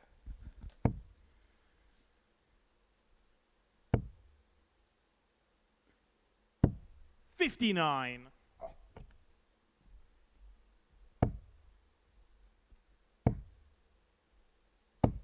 81. Yeah, good last there from Coleman. Feels like two players now playing on fumes and just trying to see how much more they can extract. 140. I'd agree, actually. Almost feels like they're kind of living every dart. They don't want to be the one that makes the mistake. 42. Devon, you require 116. 6 for a decider from 116 of Peterson. Not to be. And so 60. a single to double combo to take us all the way. Coleman can only apply pressure. 58. Devon, you require Peterson 56. for a 7th leg.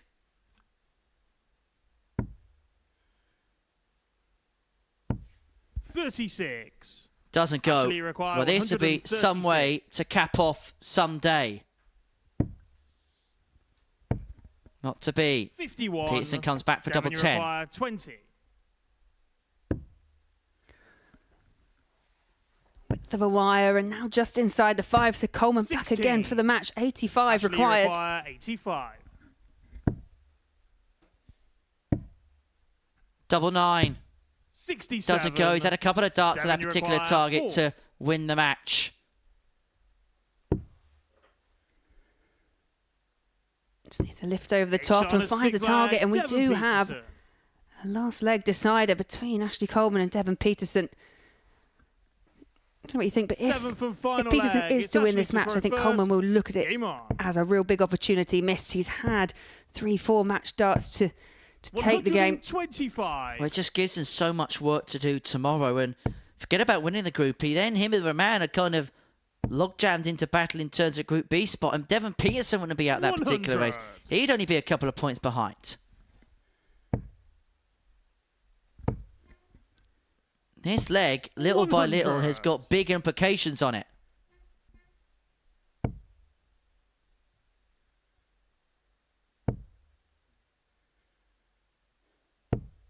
I don't think anybody will be singing and dancing towards the finishing line. It feels more like a meander towards the finishing post. 100.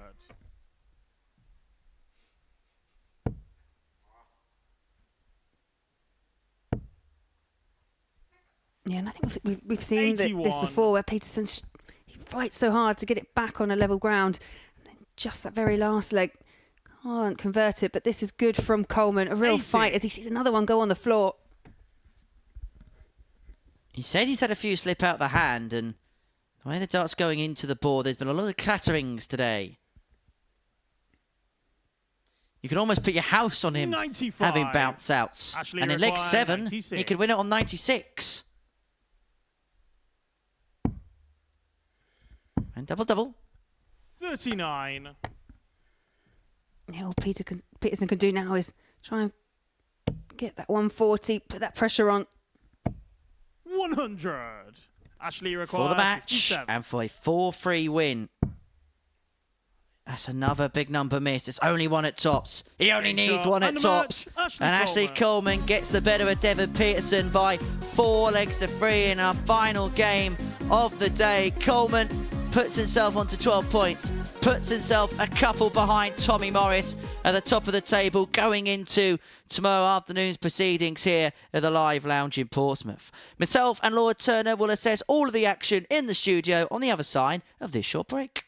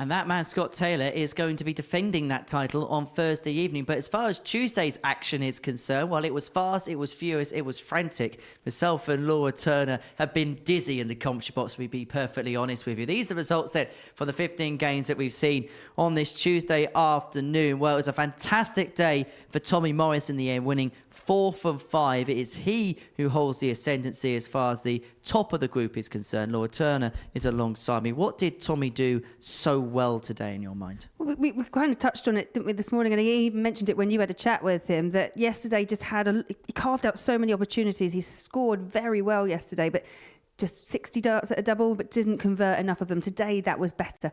He found his doubles, and he had that purple patch in the middle where he just looked absolutely unstoppable. Okay, didn't quite do the card, but he wasn't far away from doing it. But it was just that consistency, both at the scoring stages and then the finishing. And he was such a good front runner. We were touching upon it in commentary. Once he got a couple of legs in front, you felt there was only one winner in matches. Yeah, very much so. I think we said that's the same about him and Davidson. And obviously the only loss that came was at the hands of Davidson as well, which keeps the table very, very interesting, by the way. I'm really looking forward to tomorrow's session. But yeah, once he gets his nose in head, Tommy Morris just looks very, very difficult to stop. Well, Andy Davidson is the chief competitor to Tommy Morris at the top of the table. And if he wins tomorrow afternoon, this Group A, that win against Tommy Morris this afternoon could have been so pivotal towards it. Yeah, absolutely. I mean, just the turn of it. You know, he's now within 2 points. He could have been 4 points adrift. So that in itself is absolutely massive. Just for your confidence coming in tomorrow, you know how close you are to topping the table.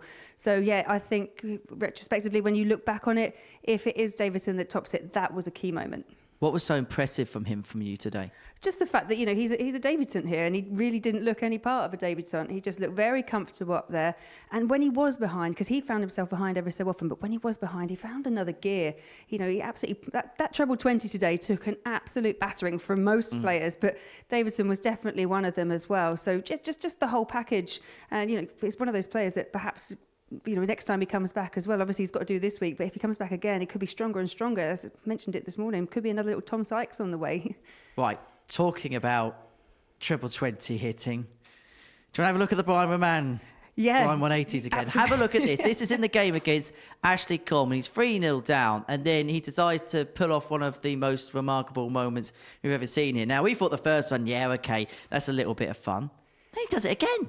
Yeah, no, I was getting a bit carried away in the commentary box because it wasn't what I was expecting. And I think that was kind of bore out of, one, a little bit of frustration from Brian because he hadn't been hitting the target like he'd wanted to. But also that showed exactly what he can do. He just needs to get that right balance of, you know, he kind of simmers and sometimes boils over. But that for me, yeah, it just came out of nowhere, and it caught me and you for six.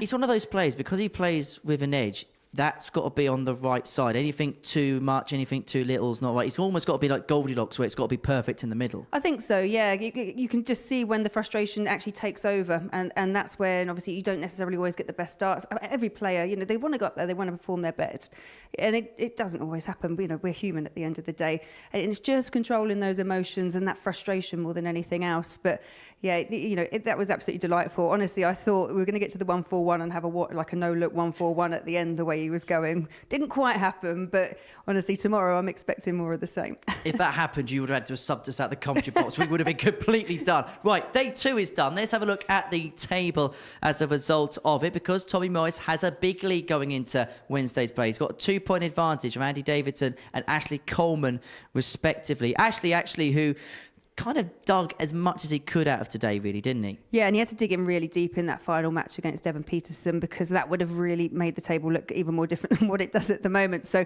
you know, to get that win under his belt right at the end, I think we said it in comms, they were both kind of running on fumes towards the tail end. So, yeah, he's done really well. I think there's a couple of games he might look back and think, oh, could have done a bit better. But I think being 2 points behind the lead after the way the day's panned out, I think that, but you know, he'll be quite happy where he is. Well, this is the penultimate week of qualification through to Champions Week, which kickstarts on Monday, the 20th of May. Saturday, the 25th of May is the date for Champions Night. These are the players that have already booked their places into Champions Week. Is there a clear-cut favourite in your mind, Laura? Look, Champions Week, there is never really a clear-cut favourite. I'm really excited, obviously, to see Bo among that lineup, and the way she performed in week 9 was absolutely outstanding. But don't get me wrong, I don't think with those names in that mix, I don't think it's perhaps going to go all her way. Obviously, you've got Neil Duff in there. Andreas Harrison, another one, just had a win out in Denmark recently this weekend. So, and Darius Labanauskas, you know, just lost his tour card, and another one that we, you know, that can really perform up on the stage. And that's not to mention, I could mention them all.